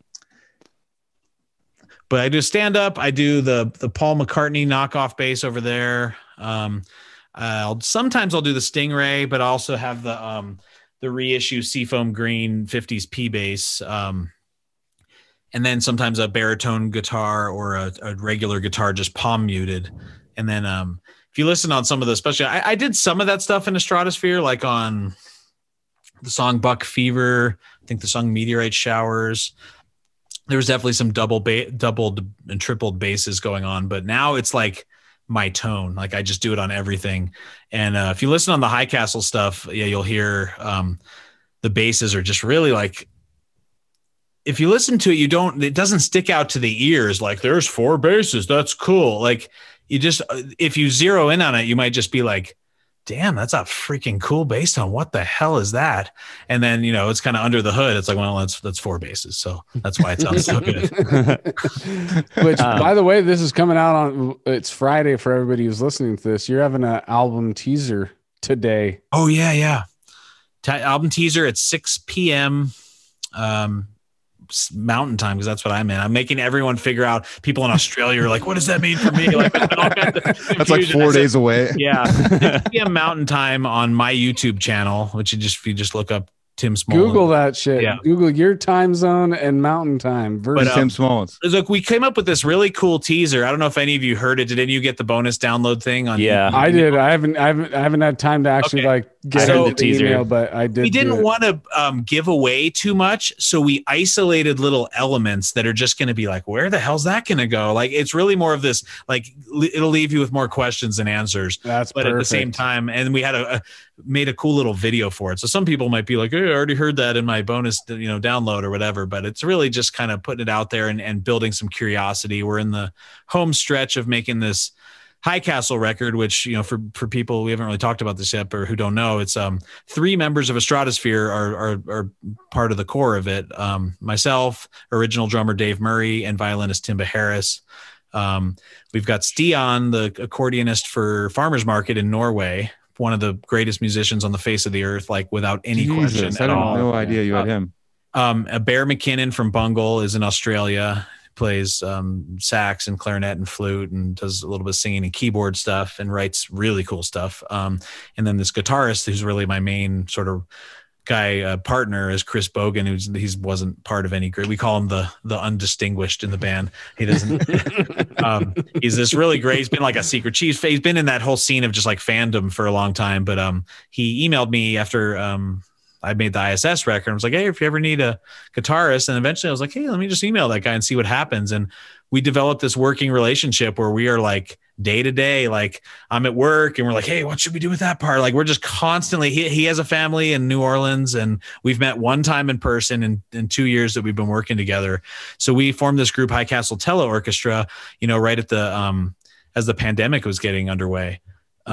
It's kind of like an idea, like we're already kind of isolated. Like it's not like the pandemic forced me into my basement. I was already in my basement. So it's like, but I was like, this is a good opportunity to come up with this new idea for a band, like a remote band where I kind of produce it and write a lot of the stuff and then send the stuff to people around the world, and they send it back and I'll produce it. And Chris is sort of helping me produce it with our sort of day-to-day back and forth stuff. And he's an awesome guitarist. And I think what happened is kind of like building on what we were talking about with She's a Girl. Is like I came back 10 years later, and my production skills, I hate complimenting myself, but like they had gotten better. I don't know what it was. Like, I don't know if it was that I had all these plugins to like emulate old stuff, or something just clicked that I could produce better. My ideas were more clear, kind of some of that stuff that I'd learned from Chip, and I've learned from like how to like make us like go into a song knowing what you want, instead of just like, hey, we'll throw some stuff down and something will work.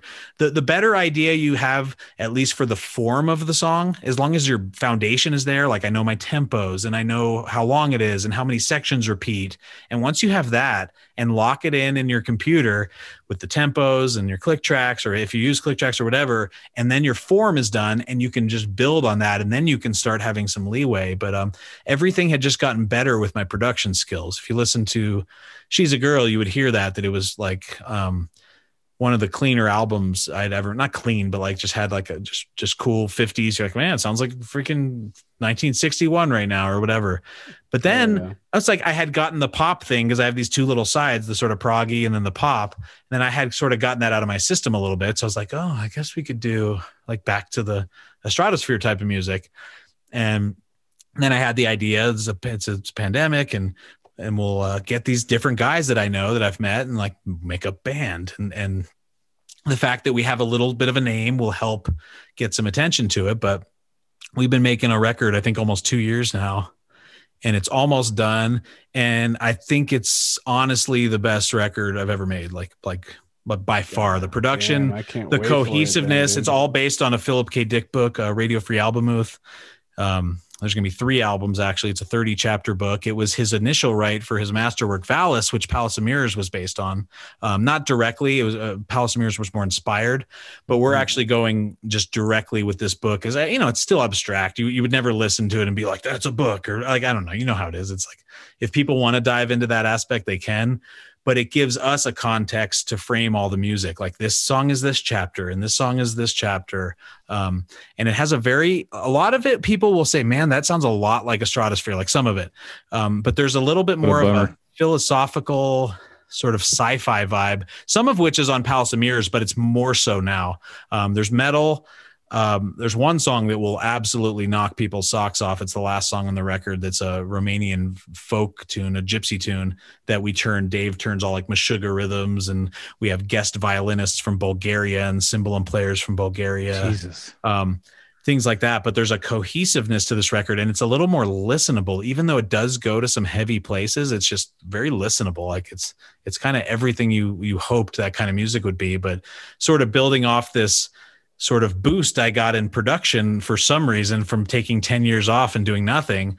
I've just been building off that, and the production just keeps getting better. I think the fact that I have Chris, that we're bouncing ideas off each other and we're kind of honing in on the right sound. But you guys have heard some of the stuff I'm assuming online. But yeah, definitely. It's Definitely. one of the albums I've been anticipating for quite some time now. So so we're hoping to wrap up very excited. New Year's right Eve. now, Because we're just like, if I'm still working on this damn thing at the turn of the new year, man. So that's going to be exciting. We're going to release it on a label in Australia called Art as Catharsis. They run a pretty cool operation of just like generally sort of open-minded, kind of everything from proggy to like quote unquote world meets noise meets kind of whatever. And going to see how that goes. So, hell yeah, dude. Really, we're not a touring band and we never will be. So we need to have like a super amazingly good digital marketing strategy. So you guys actually kind of remind me, this is kind of a random thought listening to you talk, like with all the eclectic, influences that you have and stuff like that. To me, it's like you guys are kind of like a world famous chef, but like travels around and like goes and like sits there and goes to Bulgaria and 24 days of California gypsy metal. Exactly. A delicious, rich meal. And you fucking eat it. It's like every bite, want more at the end of it, but you're so full. I feel like a correlation to like just wanting more, wanting different styles of taste, like musical or taste. It actually like totally. Yeah. A lot of it, like I touched on earlier, was like how a lot of our fans see the technical aspect of things, but we're more like, oh, listen to that freaking string sound that Morricone got with that organ. Like that's the stuff that would get us excited. And that's the stuff we learned from listening to Disco Volante. And then when we met, Bungle and spent a lot of time with Trey, and he'd show us all these records, it's like, it was really exploring that whole avenue, which most of these fans of progressive music barely know any of this music. Like they've all heard of Morricone and they might be able to name one or two songs, but the dude's got like 500 soundtracks from the heyday, which is like the mid 60s through the mid 70s, which like I've got a buddy, Alan Bishop, who runs the label Sublime Frequencies. I don't know if you ever heard it, but he's like one of the world's greatest music collectors, and he'll just pull out a record and be like, nobody knows this record. It's not even available anymore. And he puts it on and you're like, what the hell, man? Is there's a whole world of that sort of Mr. Bungle thing. It's not in that same context, and it's not like evil clowns and things like that, but it's like the tones and the aesthetic of the recording is almost as important as the composition. Not quite. And there's sometimes where it's kind of crazy. You'll listen and the tones are like that bass tone, fucking guitar tone, dude. How do you get that tone? And you're like, you know what? This song's kind of shitty. Like if I were to play this on a piano, you'd say like, go fuck yourself. This is awful. but the tones are so good that you're actually tricked. You're like, I will put this as a 5-star in my iTunes right now. Like it's totally that good. Yeah. So with the tones of you being an engineer and stuff like that. So what do you think, like, since you're such into like classic old school stuff, like, and you're talking about plugins and shit, like, do you think that like these plugins are getting close to that old school style nowadays? They approximate it and create the facade, which in many cases is good enough. And it's like, I'm not going to buy, $500,000 worth of gear. Exactly. So it will have to do. I still do have things like a consumer grade 70s cassette recorder now. So when I record my organ in from, some really great plugin like Contact, and you're like, man, that's a great sounding B3 organ, but it's just a little clean. It's just, I can try to add a little bit of analog fuzz with a plugin, but I will just freaking slam it to that tape with the needles just absolute, not even bouncing back. And then I'll fly that back into the computer. And since the stretch of the tape, I might have to line it up in a few spots to get it to, but it only takes me maybe 2 minutes to do that. Yeah. And then, so I selectively choose things to make lo-fi, which to me really enhances the aesthetic of the recording. So a lot of what I do, I have so many plugins that'll be like, do you want it on like a 70s VHS tape, or to go through this hi-fi tape deck, or this old German compressor, or the analog distortion from a Neve preamp. So a lot of what I'm doing is in there, and I'm relatively happy with the tones I'm able to get. I'm sure it's not as good, but in the interest of time and budget, it'll have to do. Yeah, because I noticed, like, there's a lot of purists, especially in metal and stuff, where you talk about the amp like remodelers and stuff like that. People are like, well, you need those tubes to make it sound exactly. Our But homie it's like Matt, right? Matt Cicella, he's tube. He's way into still building. And there's no reason shit. not to do that if you're no, totally, exactly. If you're playing metal where most of the metal doesn't have that many instruments in it. So tones are of utmost importance. Where with me, I might have 300 tracks in one High Castle song. Where like the tone of the flute's not that important. Like no one's gonna hear it. You're like, it's got to be played through an old school flute amp. Echo, tape echoes. Always that little, and it kind of echoes past it. Yeah, just a little.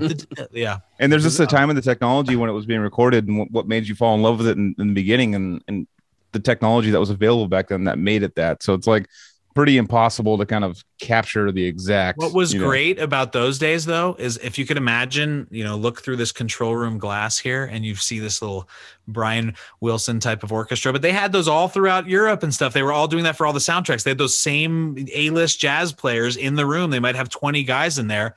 They would get their tones. They would mix straight to tape, no multi-tracking. The idea that I need to commit to something right now is a great idea. You can get lost in digital in this possibilities that you're never going to come up. I can't tell you how many times I record like 20 different strings or something. And I'm like, here's my plugins, stereo track. I don't give a fuck. I'm erasing the rest of those. I don't care. It's done. I will never look back on this again. I don't look back a lot. Even if I regretted something, I can always change the EQ a little. If I committed to some effects, I can't really change those.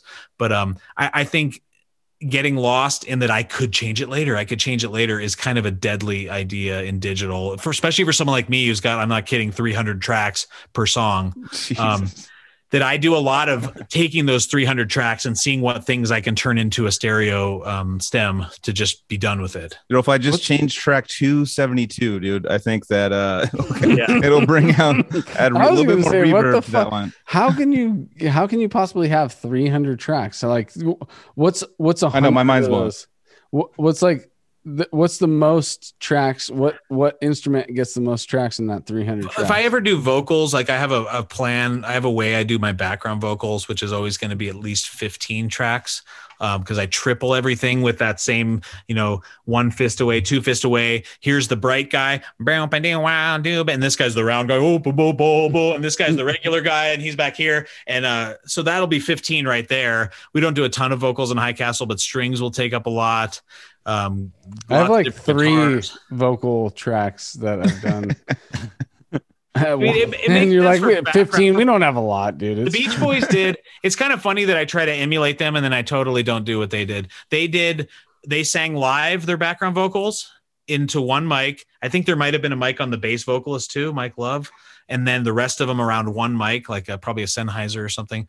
And then they would double that. So they would just have 2 sets they would usually have 5 parts in more of their sophisticated stuff. So there'd be 10 voices for them. But for me, it's something I was always wanted it to sound a little grander than what it is without it sounding like a choir. Like you do not want it to sound, that's like the death of the Beach Boys sound, as if it sounded like some kind of like community theater choir or something. Like you just wouldn't want it to sound like that. It sounded like just a few guys. Yeah. I mean, so theirs sounds pretty thick if you, and that, part of when you do separate background vocals, the discrepancy in tuning is actually what makes it sound good. Like if you were to auto tune everything, it would sound awful because the fact that these notes are rubbing on each other is creating some good vibration inside. Yeah. Nice. That's what you did. No pun intended. Yeah. So actually, one other thing I want to touch on, we didn't touch on, was getting involved with Kevin and the shamisen and basically like because I mean he used to come into our house and stuff and hang out and jam and put like Yngwie Malmsteen just to like impress us because we're like the metal kids and stuff. Funny dude. And he come over with the shamisen and I'd just be like, gee, like I had a basic idea of how it worked, but what the fuck is the pick thing that you use to play that? Was it like a plector or some plectrum or what do you call that thing? I don't know. It's like a paint scraper. It's like, it's like the size of my iPhone, dude. Yeah. I mean, he picked that up. We initially brought him in for his diversity that he could play, guitar and keyboards. And we had Jason, and you don't really need another guitarist in Estradasphere, but we were able to have him sort of cover other parts, and play keyboards and then some shamisen, which you know, shamisen is an awesome instrument, but it's also the kind of instrument that, like, you ask anyone that's lived around this thing, it's like, okay, it's like there's only so much shamisen I can take if you're like practicing 10 hours a day, like, you know, it's kind of an abrasive instrument, right? It has a very sharp attack, like it just kind of goes right into your soul. But he really sort of picked that thing up and devoted himself to it. Is pretty nuts. You know, we didn't have like a ton of, like, there's only so much. It's hard to fit it in a rock band because it's hard to get it to cut over drums and guitars and things like that. So I think in Palace of Mirrors, there was one part of Corporate Merger, and he played a solo in Corporate Merger. And Those Who Know was a feature for the shamisen, and that may have been the only shamisen on the entire, which is a great fucking song. That song slaps, he wrote that song with Timba, but Kevin wrote most of that, which is cool to give a different voice. You know, someone, you know, bring someone in the band and you don't tell them, you know, you're not the original members, you can't write anything. And like, he's a great writer in his own right. So it was cool to be able to get a different, it was very proggy. And then Timba and I kind of turned it into that, what we'd call a Spaghetti Eastern, that sort of Morricone tribute in the middle, where it takes Spaghetti Eastern. I love that. I think that's even on Estradasphere's Wikipedia at this part. They have named many styles that they were the inventor of, including, but not limited to. That's fucking perfect. Though. Yeah. It's what it sounds like. Yeah. It is definitely Spaghetti Eastern, because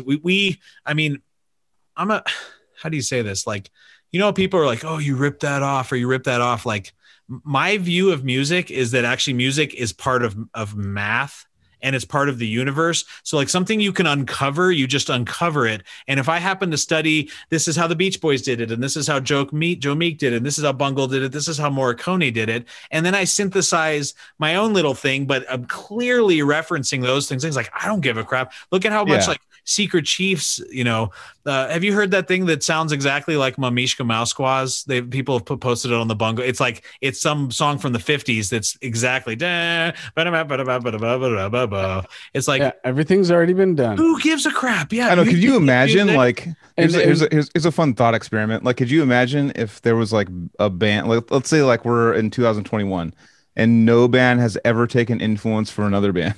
Like, what the fucking sounds would be like. Like, it would be like spaceships. Like, I don't even know. I have spaceships farting, dude. I mean, the lame shit would be like if you were like influenced by Bungle and you got together and then like, we're gonna have like a Patton style sing. Okay, like, that's just too much. Like, no, you don't need like, change the singer up a little bit. I don't see it though. I don't. No, like, they did.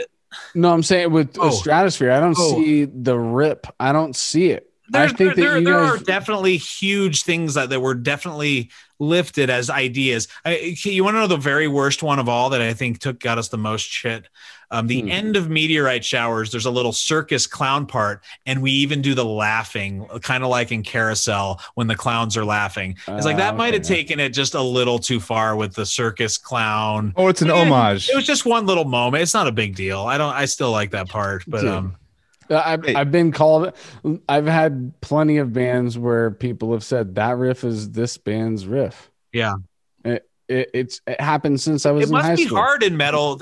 Correct me if I'm wrong, because as you can tell, I'm no expert in metal. But like, the timbres are much more limited than what I'm dealing with, because you're dealing with guitars and drums and bass and vocals for the most part. So like, how many different types of things can you get out of the same timbre? It's very true. There's not a lot of dynamics in metal, unless you go to like a clean section or towel something. Has been wrung dry. Yeah. So that's why, it's interesting to me. Like, some of the stuff we're doing in High Castle is we're going through like jazz chord changes, but in metal. Like if you look at some of the chords we're dealing with this stuff. Okay. It's crazy stuff. It's like that's we're not going just like some bonehead atonal riff. It's like do you guys go with humorous song names before you actually name it? Because that's what we do too.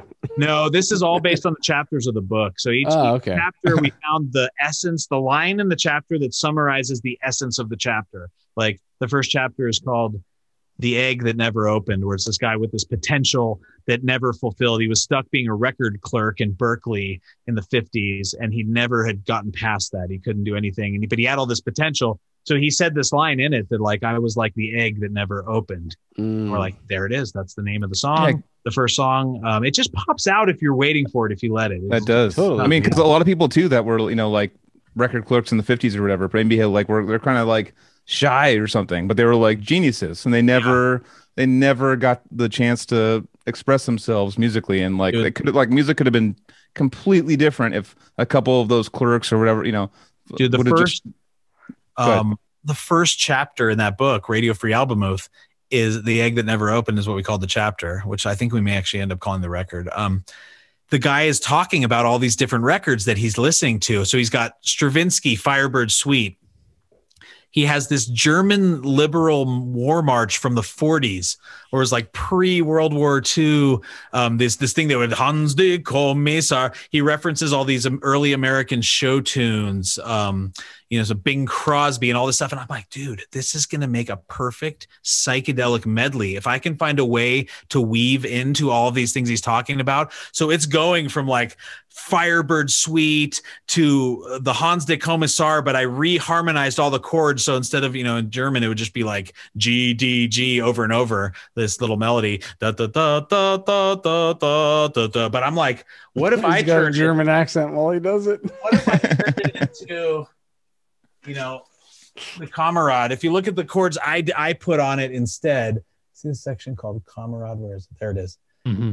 I just completely went to town in like a Steely Dan type of way, like rearranged. We're doing sharp 11, 13 chords with a sharp 9 and a D in the 7 is in the bass, but keep, when you reharmonize stuff like they do in jazz, it's like the melody stays on top and is still justified by this weird chord that you've changed underneath of it. So this medley, I'm actually really excited about. I'm working on it right now because we finished most of the tunes, but this one is still kind of stumping me of how I'm going to fit it all together. So you just showed plenty of sheet music, and that's one of the questions that I wanted to ask you tonight was, every time that I've seen you perform, sheet music is right there. Usually especially me. I had a harder time than anybody getting off a page. I don't know why. Some of our stuff was like long and hard, like Hunger Strike. I didn't need a page for, except for this one section, which for some reason I could never boom, boom, boom, boom, boom, boom. I couldn't do that section for some reason. So but some of these songs where it's like repeating stuff, but not quite repeating, where it's like the most confusing thing to have some slight variation. And Timba could memorize it. Jason could memorize it. If you look at Palace of Mirrors, you'll see the one dude who's like on certain songs is absolutely glued to the page.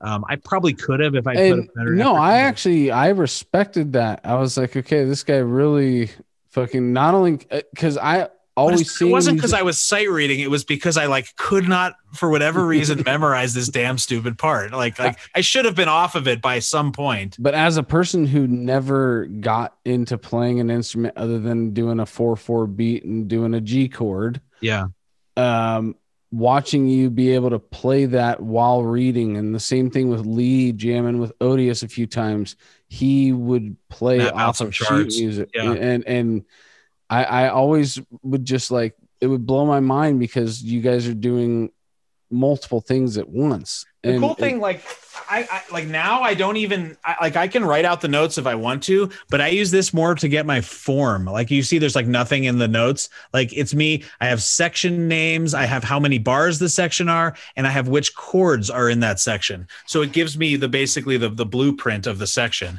And when I play it in as a MIDI note, I usually just print my charts off of there. I might as well just use that because it'll just turn it right to notes. Yeah. But no, I just always would respect you out of for what you're saying. You're trying to have excuses for. I'm I'm watching you more than everybody else because I'm it's a cool visual, especially for people who might think that rock, for whatever reason, even though Stratosphere is the farthest thing from a rock band, you could still vaguely categorize. We've got drums and guitar and bass and things like that. Yeah. So it's not very often that you see a rock band reading. Did you playing regular bass before stand-up? When did the stand-up actually get into your life? I think I got it right before I moved up to Santa Cruz, so toward the end of Don Salsa. So I only played when I started Estradasphere, I'd barely been playing stand-up at all. So I wouldn't consider myself an incredible stand-up bass player. Honestly, have you ever seen that guy he still lives in Santa Cruz? Do you ever see that guy, that jazz bass player? He played in every coffee shop. His name Dan Robbins. He's the most shredding bass player in Santa Cruz. Like, but he should be an international success. He's that good, but he's just like, brad. He just likes to be in Santa Cruz. Like, he went to UC Santa Cruz, but like the dude you're like Thelonious Monk at 300 tempo, like whatever, in whatever key, he just doom. There he goes. He's got it. Whoa, let's play Cherokee in 12 keys. Like, because I spend so much time producing, I never really sat and just absolutely put in the woodshedding on my instrument. I was adequate enough to get some stuff done, and people would listen to some of my solos and be like, oh my God, he's the best. He's amazing. That's awesome. I think it's cool to people, but like, I know what I am, and my real skill is as a producer and sort of an arranger. That's like what I really do. The bass is just a little tool for me to finish that production. Like, I don't practice bass. Like, I never practiced. It's not like imposter syndrome where you feel like you're There's a little bit of imposter syndrome, honestly, a little bit. Like some things I've done solos where, people probably didn't know that like I wrote that solo out. And I just memorized it, and it was way better than anything I probably would have improvised. And whatever, cool. If they think I improvised it, that's awesome. But if you think that just came off the top of my head, then you think I'm really freaking good. Yeah, and I'll keep the secret. Yeah, and part of it is like the part of the mystery of recording is you can do all kinds of stuff. You can do all kinds of trickery and fixing notes and things like that. It's like I'll do all that stuff. Like I move notes around all the time. I move the drum parts around. I move the timing, to be better or whatever. I can understand like you're making something that's going to be frozen in time. Yeah. And you have to, as an artist, be at least just to the point where you're like, okay, I'll let this go now. I'll let it go out into the wild. Yeah. And then you don't listen to it ever again for the most part, unless you're showing someone. You just don't. Yeah. Like, while it's weird, like you guys probably know this, but like while you're making your record, it's like magical. It's almost like people around you can't understand it. Like, why do you keep listening to your stuff? You're like in the car, like, boom, let me hear the mix in here. Let me hear it in here. And then you finally finish it, and you're just like, wah, wah, wah. It's very anticlimactic. And what you realize is because you love the process. It's the process, it's the journey. And once you've finished it, it's kind of sad, and it's kind of like, okay, on to the next thing.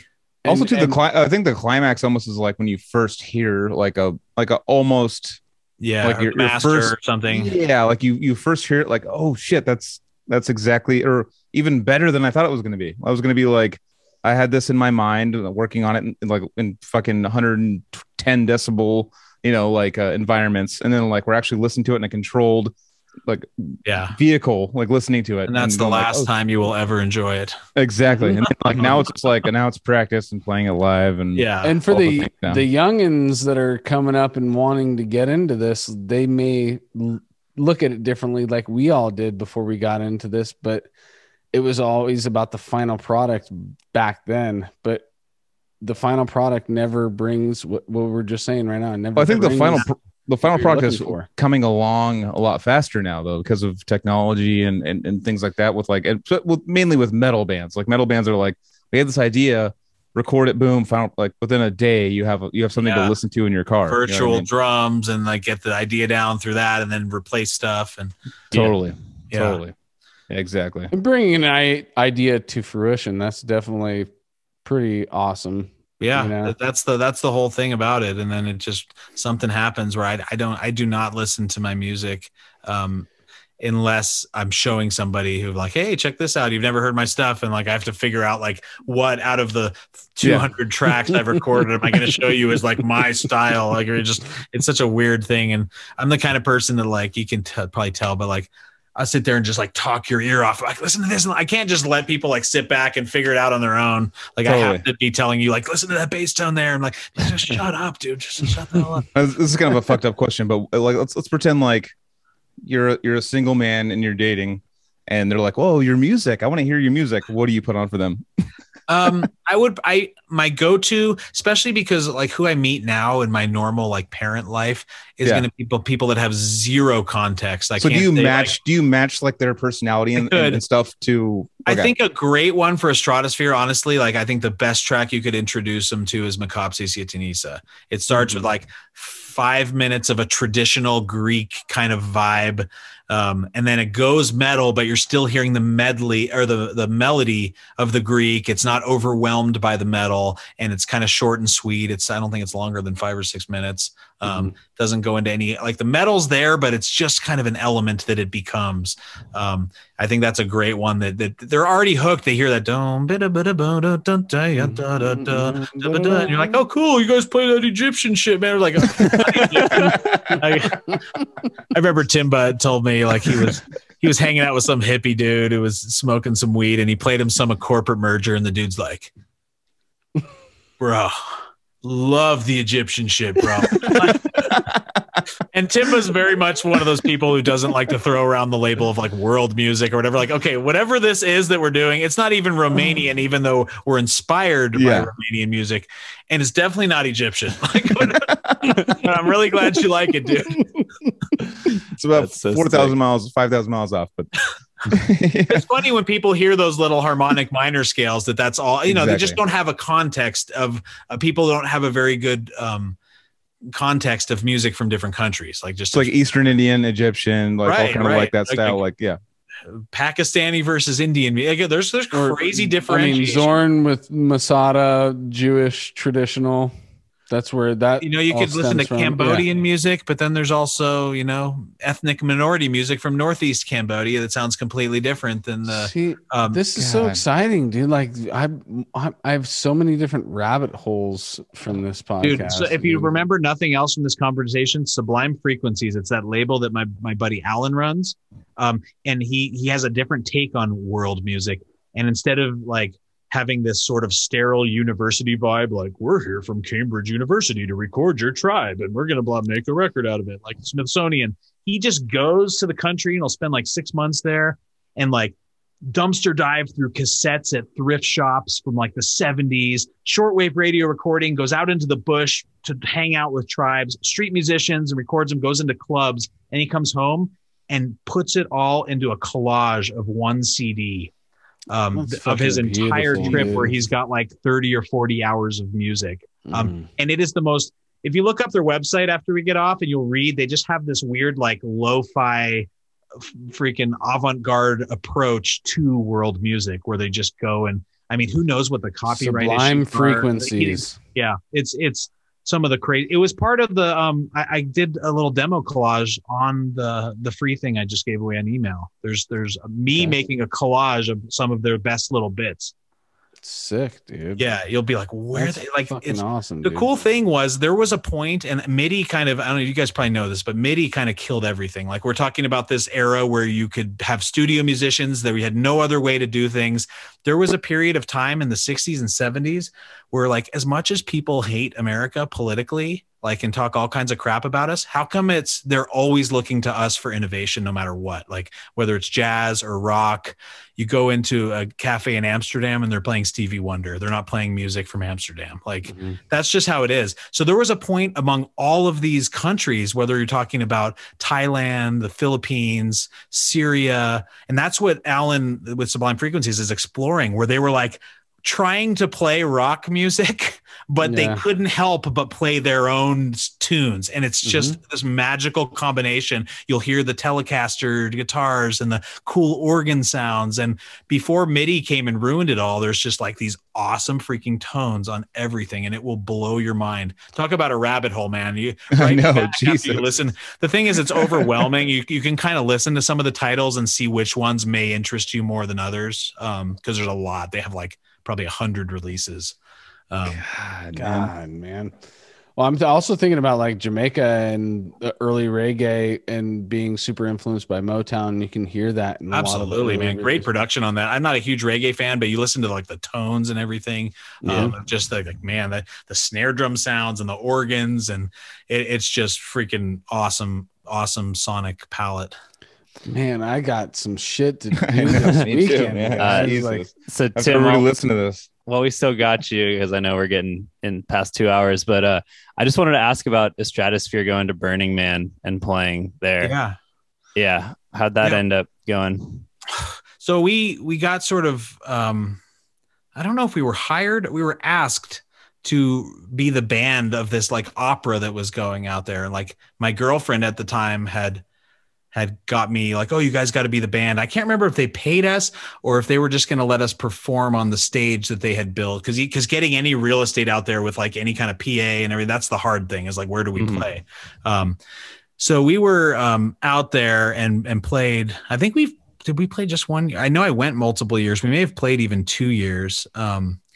And it was nuts, man. It was like, I mean, the worst thing about it is just all the freaking techno music. Like, I hate techno music. It really makes me like homicidally angry, like at all, if I hear any techno music. And there are like all these hipsters from the Bay Area, these .com geeks that think they have a wild side, that bring the loudest freaking sound system you have ever heard. And we have this crappy little like JBL setup, and we're like, we cannot compete. So it was kind of lame as far as that went, but we made some lifelong fans there of people like playing Hunger Strike in the middle of the desert. But it was kind of a rough weekend because the girlfriend, that I had at the time decided it was a good idea to dump me right there and start sleeping with the director of the play. Oh fuck! Like just in plain sight, and you're like, he just couldn't have waited till later. And so, I got a whole ISS, a Beach Boys doo-wop record out of that whole experience. So it was pretty good. But, it was surreal playing out there. I had a good time at Burning Man, but it's kind of a double-edged sword. It is. She's a Girl was based on this situation. Oh my god! You just added another thing I gotta go dig on. The now, first record of ISS, so our records were called "Forget About the Girl," and the second one was "She's a Girl." So it was the theme going on there. But Burning Man is you guys probably know all the pitfalls of the excesses of the hipster Bay Area techno drug scene. Like, you get all the douchey, but it's still cool that you're out there and you're not going to your 9 to 5. There's some really cool connections you make, but in the end, you still, and they're only a percentage, there's people out there seeing like, what is this really for? They're just going to burn everything. And it's like, what is it? Like, I don't know. Wasn't it actually, I learned recently there was a different festival that used to go down, and Burning Man was only one of the things about that festival. I'm not sure. And then that Burning Man thing turned into the new festival. Yeah, the people who started Burning Man would start in San Francisco at the beach there. And it was like a troupe that like did some stuff, and that was like one of the guys kind of turned into this like corporate hipster Bay Area scene, but still an experience you can't really get anywhere else. But I couldn't help but seeing the sort of excesses, and just the lane, like, I don't know, everything I didn't like about that scene, and the preposterous. I hope they got a good cleanup Bay Area art scene. Yeah, they do. They do all a pretty good job of leading. It's expensive as fuck, so they probably have $500,000. Like $220 a ticket or something. I mean, it's probably way more now. Yeah, jeez. Like insane. There is like that burner culture that is in Santa Cruz, that it's like an older school version of the burner culture, and I think a lot of people are nostalgic about those ones. I knew some guys that were really into it for like the art of it, and even though they're going to go and build some beauty, I mean, there are people that built like temples. And you're supposed to go in and like write, something to a loved one that died, and then they burn it down. But it's like everyone goes and does it, like pretty powerful stuff. But then just lots of random stuff too, where you're like, there's that the couch on wheels, and then there's the living room on wheels. But then they crashed into each other. I remember my friend Aaron was like, someone got hurt. The couch crashed into the living room. He's like, oh, that sucks, man. That's totally sucks. And then he's like, then it dawned on me. The couch crashed into the living room. And like, I was like, actually, we're supposed to be. Yeah. What about, all-time best Estradasphere live shows? Was it the Palace of Mirrors tour, or were there some really good tours? Like, as far as we performed, I think for sure, although, purists would say like some of those old shows, like Hooli was a huge person to lose. I mean, the guy was so talented, such an amazing soloist, could rip the roof off of the place with just his sax solo. So we had to replace him with 2 people basically. So, but I think the precision of Palace of Mirrors was always something more of what I was going for. So when I look back, and then as far as like where we played, that was the best, like our best crowds were always Montreal. We'd have 500 or 600 people sold out. In US, we'd play for 150 people. It was a huge discrepancy. We're like, that's so funny, because that's literally like with the style of music that we played, like the crazy technical stuff. Like Montreal was like the spot for that. They always were looking for that like super different, extreme version of what they originally were listening to. You know what I mean? Weird little town. Yeah, that's where my wife's from. So yeah, we've spent a good deal of time there, and it's definitely some of our best shows there. But as far as like play, I'm not sure there was ever a better show we did than the Attic at the end of the Palace of Mirrors tour. Dude, and I was love there. that I can say I was there, dude. Yeah, that was a good show. Fuck yeah, dude. That was literally like, because end of the tour, it's like I see you at the beginning of the tour, you're fucking good, but every band is like seasoned. There was so many after the end of the pitfalls to the tour, dude. technical aspect of that. We had like certain songs with samples that the drummer had to be in sync with, because there's just certain things we didn't have enough hands to pull off. So we would have to like do some samples from time to time. So some of that stuff of just all the key mapping, and do I have the right key map pulled up? And if I press this button, this timpani turns into an organ, and the celesta turns into a glockenspiel. Jesus. Like, those are the kind of things I was programming into the keyboards. And so getting, of course, there's going to be a bunch of hiccups at the beginning of it. We've had like full on disasters where we had to like start the song over and shit like that. Oh, fuck, dude. Yeah. So because whenever you're dealing with samples, you might have a complete and total derailment.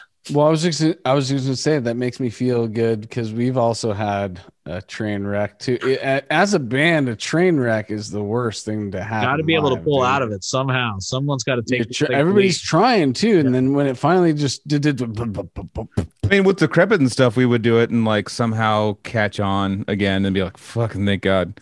You know what I mean? Like one person like looks at the drummer looks at the other person. Like I'm like, okay, we're there now. Okay, let's go there. Boom, just pull out of it. But like when it derails, it's like something that takes, not to rhyme, but something out of your sails. It's like it literally completely like, and for me, like I was always like, depending on how far we are through the song, like, do you start the song over or do you just move on? Like, you know what I mean? That's the one part. That's the big question. Yeah. If someone can get to that next section, then you can but there's got to be a leader. A leader needs to step up.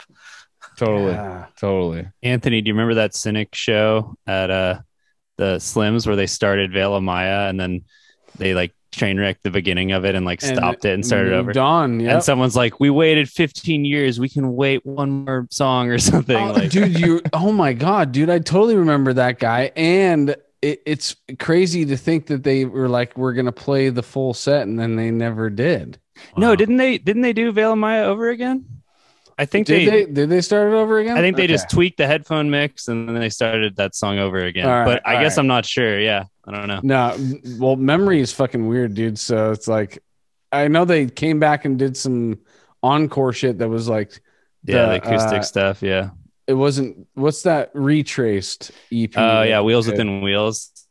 It's like the banger. That song rips. Retraced, was that the new song that was on there? Wheels Within Wheels. Yeah, that was and then they did like the reworkings of those songs as well. The other four, yeah.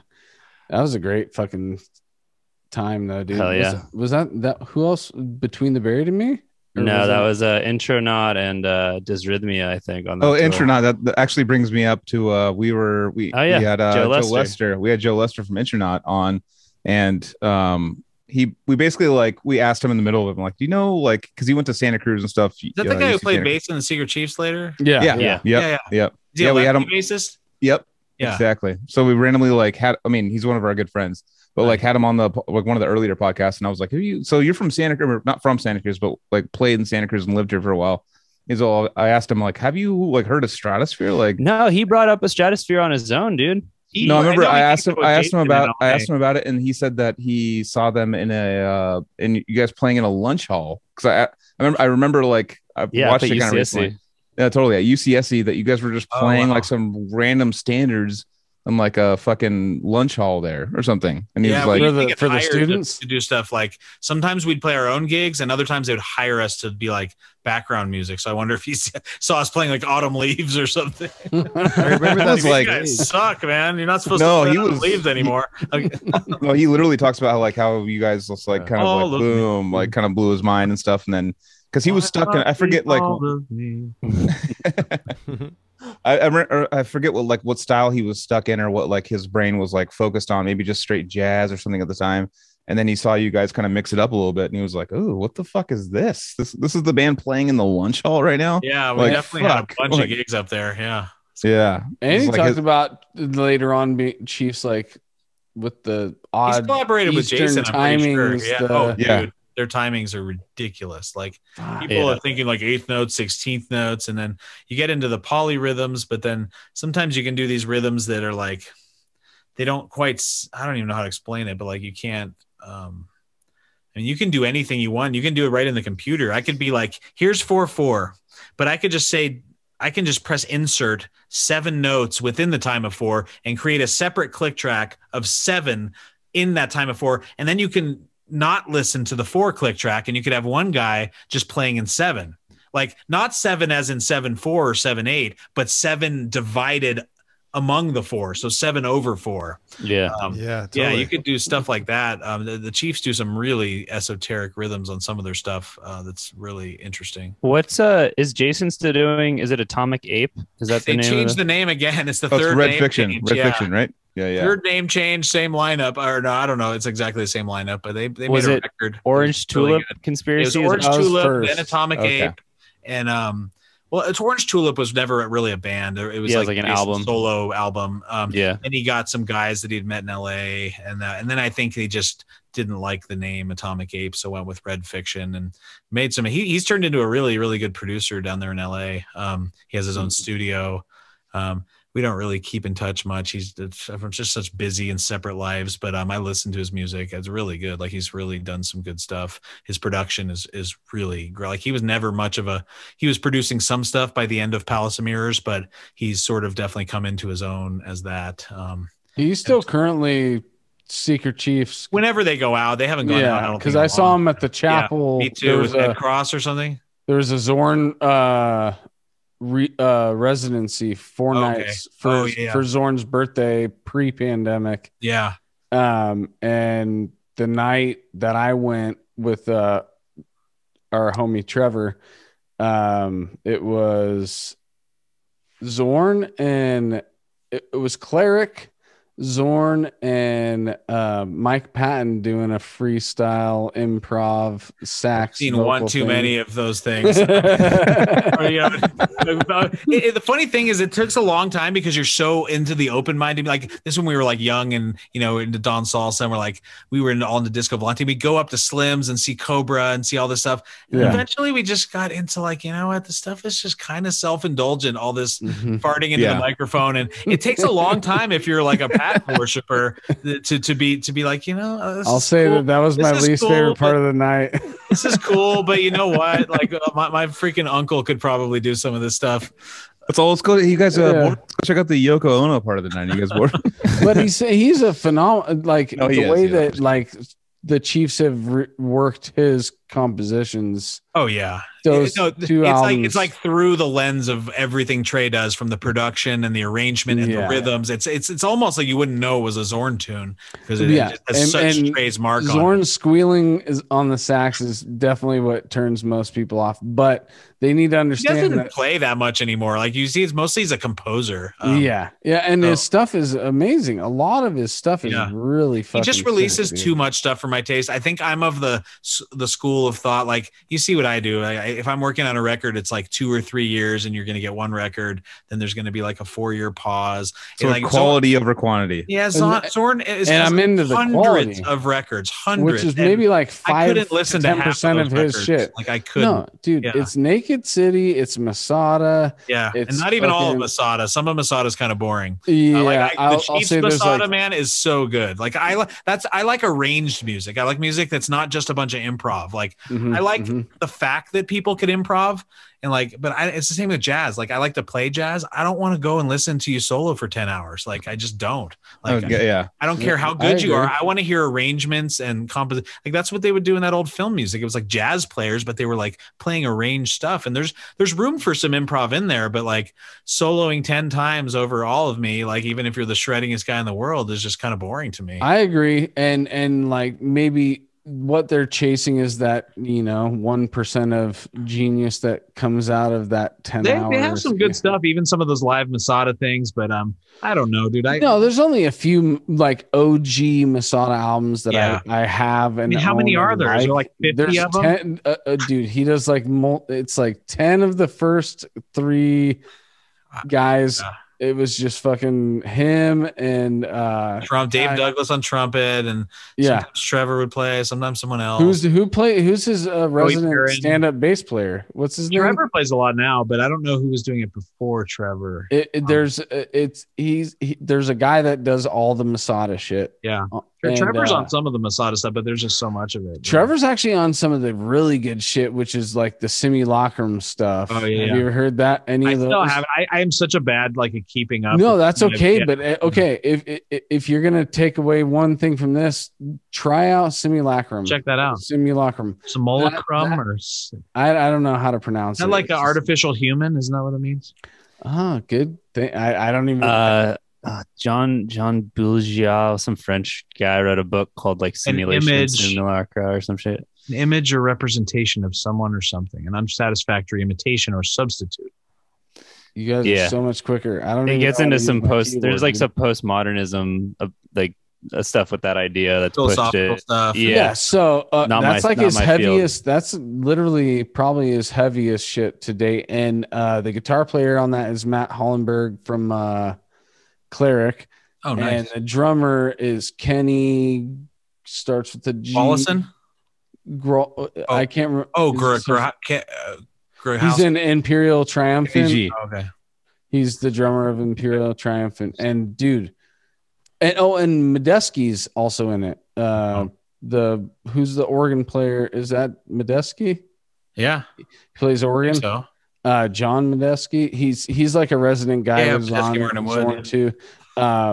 It's a killer like team up of random Zorn affiliates, and it's heavy, but at the same time, like it breaks down into the surf, it breaks down into the exotica. It's like all these different elements as well, because that's how Zorn does it. Yeah. But dude, I'd say check that out for sure. Cause I was actually that made me excited, because those guys are doing really Cleric and Imperial Triumphant. Like those 2 bands are like super powerhouses. Nice, dude. Yeah. I know you're not into metal. So we're showing Tim one thing after he showed us 300 things. Yeah. We're 1 to 300. I swear I'm here. I'm going so hard into Beach Boys after this, guys. I know, me too, actually. Yeah, dude. Message me on Facebook too, because I could send you some stuff. Like I love Pet Sounds and a lot of the like hits and stuff like that. Yeah. But like, and now I know Smile. I need it's all about Smile. Okay. It's the lost psychedelic masterpiece that would have changed the face of American music. Whoa. All right. I'm tapping it right now. Cool, man. It's like the fork in the road that we didn't take, and instead we got the 80s. Which was a lot of shit. Fucked up. Although honestly, like you can still look back and say like, yes, it sucks that everything turned MIDI, but like I'm not a huge 80s guy, but like I still listen back. I'm like, oh, that's a good song. Like I can hear the melody and the chords, and you listen to some of the shit now and it's like, it's not even close to as good as like Take On Me or something, you know? Yeah. Don't Stop Believing. Like it's a song. I can sing the melody. It's catchy. And you listen to like Ariana Grande or something, you're like, what the fuck? This is just absolute garbage. Like it's horrible. Yeah. The 80s was everything was going in the wrong direction for sure, but it was a sort of an entertaining fallout from a good couple of decades that had happened before it in popular music. Yeah, for me, the 80s were basically just like, you know, I was born in 84, so I had my parents just listening to music, you know, I had the Tiger, man. That was my first record I made my mom go out and buy. Yeah, for me, it was like, I mean, you know, Peter Cetera, dude. Like classic rock was like huge with my dad and stuff, but like, what really actually stuck was like Depeche Mode and I don't know, which is like, yeah, it's probably like, I mean, listening to them from a musical standpoint, it's probably tough for your yeah. Well, they have it's like Beach Boys. They have a lot of different songs. It's not only that song. Yeah, no, I know. They have a bunch. That's the whole one with a Britpop billion invasion, new wave, whatever the hell they called it. Yeah, there's only it's only a couple bands from that era that but they also it's not because I'm like, oh, the music was very like, oh my god, it's mine. It's like literally just nostalgia of me being a child, and there is a lot of catchy songs from the 80s. There really are. Like if you're just talking about a song, like you could go for everything from like George Michael to even Madonna. Like it's like I don't like it. I'm not going to put it on, but it's a catchy freaking song. I'm like, the reason why it sold that many albums pre-social media, like telling people what to listen to. I mean, nowadays it's like some merit to it, even though it's like all of these horrible messages for your kids and all these superficiality taken to the extreme. Oh man, I know. No, definitely. No, there's some sort of commonality of just like humans listening to something like, okay, well, I'm moving my head. Yeah. It's like they didn't have like your someone you look up to on social media being like, this is the next sick album or something like that. Those productions wouldn't have been easy. I mean, they didn't have computers. They had to like program it into stuff. So you listen back and you kind of wonder on something like, how'd they get that sound? Totally. What's that thing? What's that song that always plays from freaking Breakfast Club? About Me. There's this little keyboard that comes in. Don't you da, da, da, da, da. And I'm like, did they get that sound right there? Totally. It's amazing. I would kill for that sound. I don't know what it is, but you know what's weird about that song is that song literally like how for whatever reason, like maybe it's because of movies or something, but it like I was born in 84, graduated 02, but it somehow brings me to being in high school in the 80s when it does. Like it makes me like feel like I have a backpack on with like a red like puffy coat and I'm like going to high school in the 80s somehow. Like it somehow like it provides a landscape of like things that never happened. No, it's not a bad song. I still hear it all the time. Like it's like you're in the grocery store and it's on. Like, why is this song still on? Oh like, man, grocery store songs. I hear Bon Jovi's Bad Medicine almost on a daily basis because in the car, like my stuff doesn't work, so I can play anything from my iPod or anything. I need to fix it. So I'm always I'm content to just go to like classic rock because there's nothing good on, and I might hear a good song, but there's always going to be like Tom Petty, Bon Jovi, Bad Medicine. They play every day. I don't know why. AC/DC. Yeah, and I'm just like, oh god, I can't. Yeah. If I hear "Start Me Up" one more time, I'm gonna kill somebody. Did you say iPod? You still got a working iPod? I do because I have this crazy collection. I'm so invested in my iTunes rating system that I have like 15,000 songs and playlists, smart playlists. I won't even update my Apple system because I'm afraid of that new little music program and what it's going to do to my collection. I just have no idea. So I'm sticking to what I got. Dude, don't link up, dude. Yeah. I can't. Yeah. Steve Jobs from Beyond the Grave is going to. He's gonna put like multiple U2 albums on your fucking exactly. He's gonna ruin all my ratings. I just got recent like comfort in knowing that there's people that refurbish them.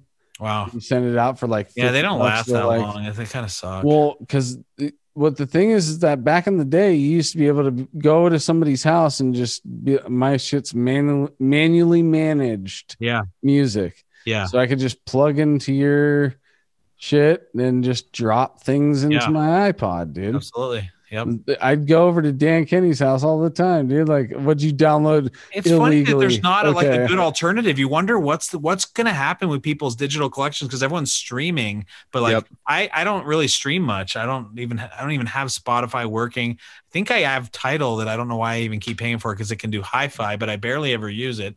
So, and I thought about this recently too. I uploaded 80 to 90% of those albums on that iPod.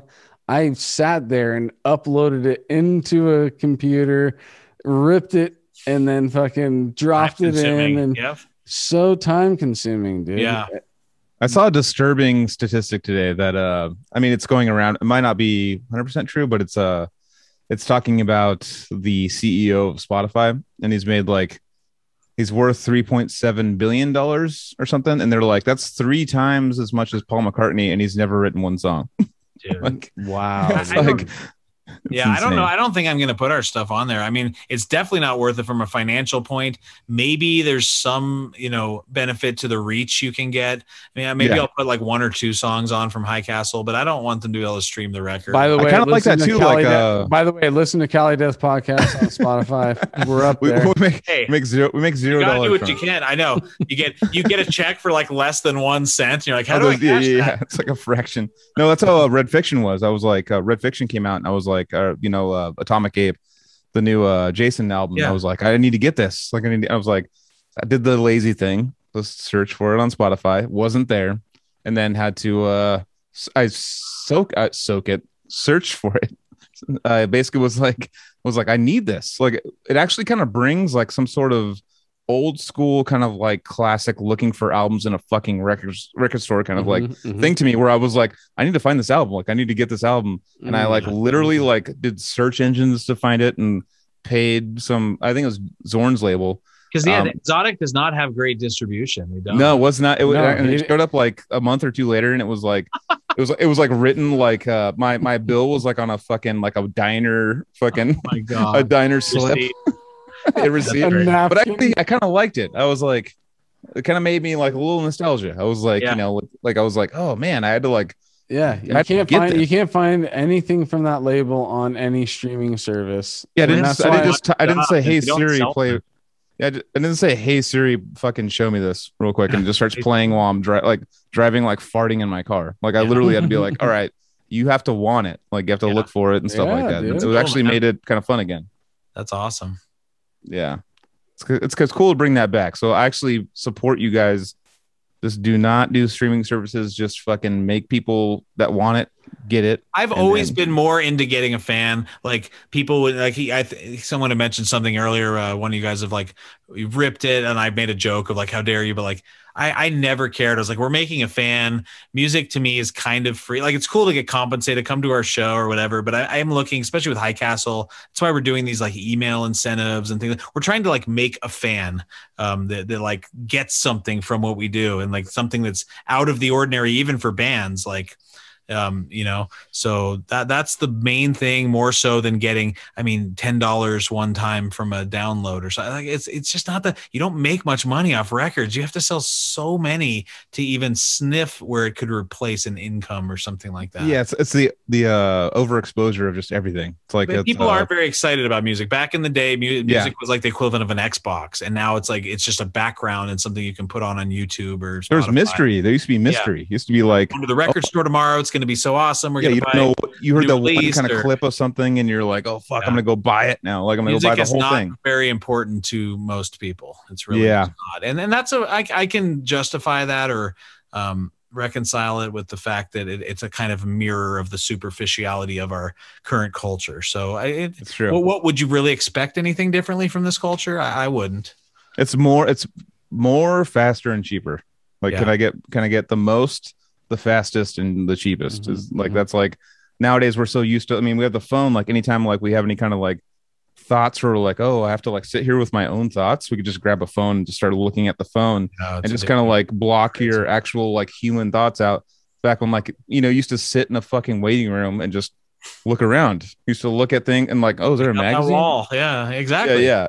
Or go take a shit somewhere and like give a don't even bottle. Get me started on this subject. Yeah. We can have me on some other time if you want my take on that. I'm super stoked when it says you're down this week on screen time. I'm like, fuck yeah, dude. I'm doing some shit right now. Dude. Yeah, that's good. I'm improving my life, dude. Well, I'll just tell you, like, I don't like you guys. I'll come, like, not that anyone wants another one of me anytime soon, but like after the High Castle record comes on, if you guys want to do anything to do with that, or we could get some other guys from the band on, get anyone you want to on there. I'd love fucking Timbo to come on. Dave to come on.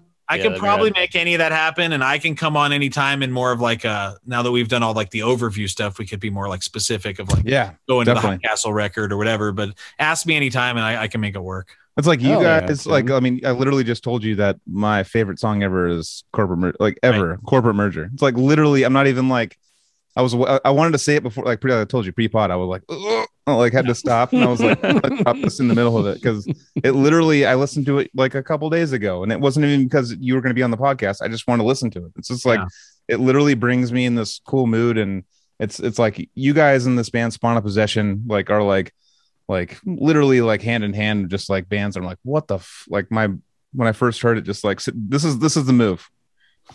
It's like a holding the head move. It's like, what the fuck? These guys are like geniuses, you know. But yeah, anytime you guys want to do anything, you guys are totally fucking welcome on, and we might even fucking bother you to come back on. So yeah, after the record comes out, invite me as early as you think it's not like annoying or whatever that the guy was just on or whatever you think the right spacing is. I'll let you guys figure that out. But well, thank you for coming on. Really appreciate you coming on. You think his propensity to use the word? I heard you use it a couple of times, and I everyone around me. Are you guys noticing this increase in the frequency of the use of the word literally?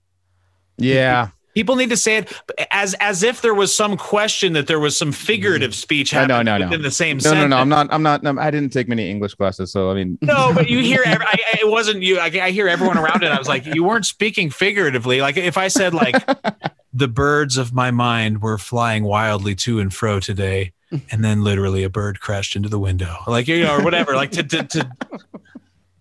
Never mind. That was just my parting thought. No, I love it. I love it. I literally just flew to the moon today.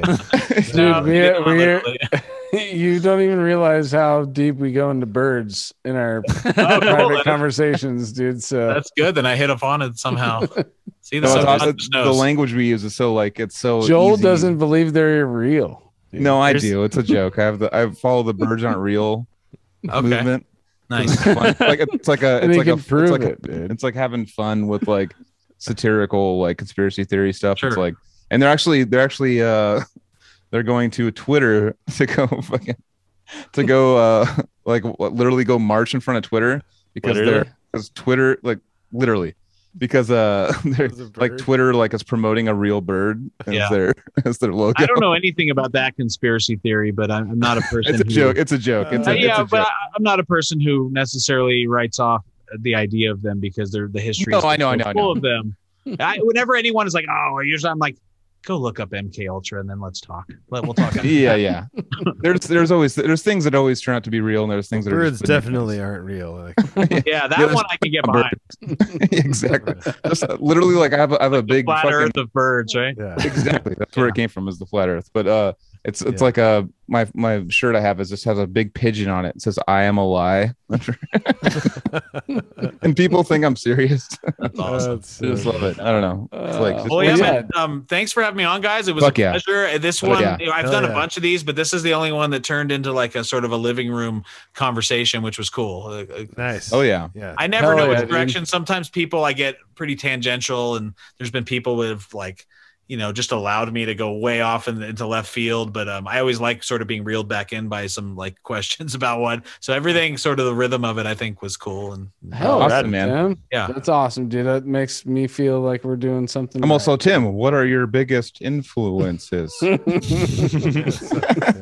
Go over some of those. There's next time. Yeah. No, thank you. I really appreciate you coming on, man. It means a lot to all of us. Anytime, guys. Thanks for having it. I will spread this around with to all our fans once you guys are you releasing it like tomorrow. It'll be coming out the same day as your teaser, dude. So it'll be a nice. Oh, so no. So we'll wait on.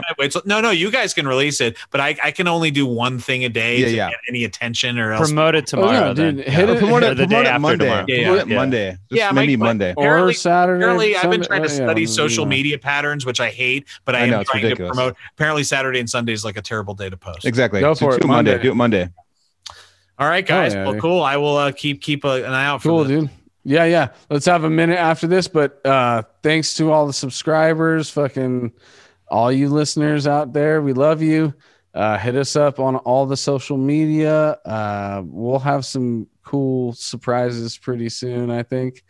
And have a great week. Yeah, and if you live in San Diego, oh yeah. Oh yeah, here's that's what you get for show I was trying to get off on the top, dude. Can't you guys cut it back into the beginning? For that. Maybe. So Casey's playing it. Casey and Joseph have fucking awesome shows coming up. So Casey's gonna tell you about his. Do it. Yeah. Let's see here. Or not. All right. So yeah, come to this. Oh yeah. Fuck yeah. See that? Yeah. Oh yeah. All right. Medieval Times. November 6th. So for the listeners, Medieval Times is playing. Where is it at? Okay, this Saturday, Medieval Times is playing at 454 Tattoo in Encinitas by Lose Records on the Coast Highway in San Diego, California. And if you guys all don't the proceeds go to Roland from the Heart. And apparently that's a cool deal here. I'm gonna share this too. Medieval Times is a old band that was back in the early days, dude. And Casey resurrected and his homies resurrected. What, 17? Dude, years? I want to see that shit. 17 years? Yeah. Is that what it is? Here's the proceeds go to this, I guess. It's pretty cool. It's like this. Joseph, what does this say? It's going to build skateboard ramps in a church parking lot. Sounds good to me. Yeah, why not? Providing I mean, I could read it. That's what it. I'm just kidding, dude. Oh, Joseph, read it. No, it's like it's a charity for kids, disadvantaged kids, and skateboards. Check it out. Rollingfromtheheart.org. Yes. You can. So that's pretty cool. All right. Yeah. Anyway. Oh yeah. I was gonna read it, but that page wouldn't sit still, dude. Oh, that's cool, dude. I'll plug my shit next episode. We got a month ahead of the shows. So yeah. Oh, yeah. Oh, okay. Next Anyways. time. Oh yeah. Yeah. All right. Thanks, Tim. Yeah, Fucking anytime, glad to meet guys. you. Had a blast. Right on, Okay, man. guys. Peace out. Yeah, dude, it was super fun, dude. I'm so happy we finally got an Estradasphere guest on Me here, too. dude. And Me too. if you haven't listened to this band by the time this is over, get the fuck on it. And I love you. Party on. We'll see you next week. Thanks, guys.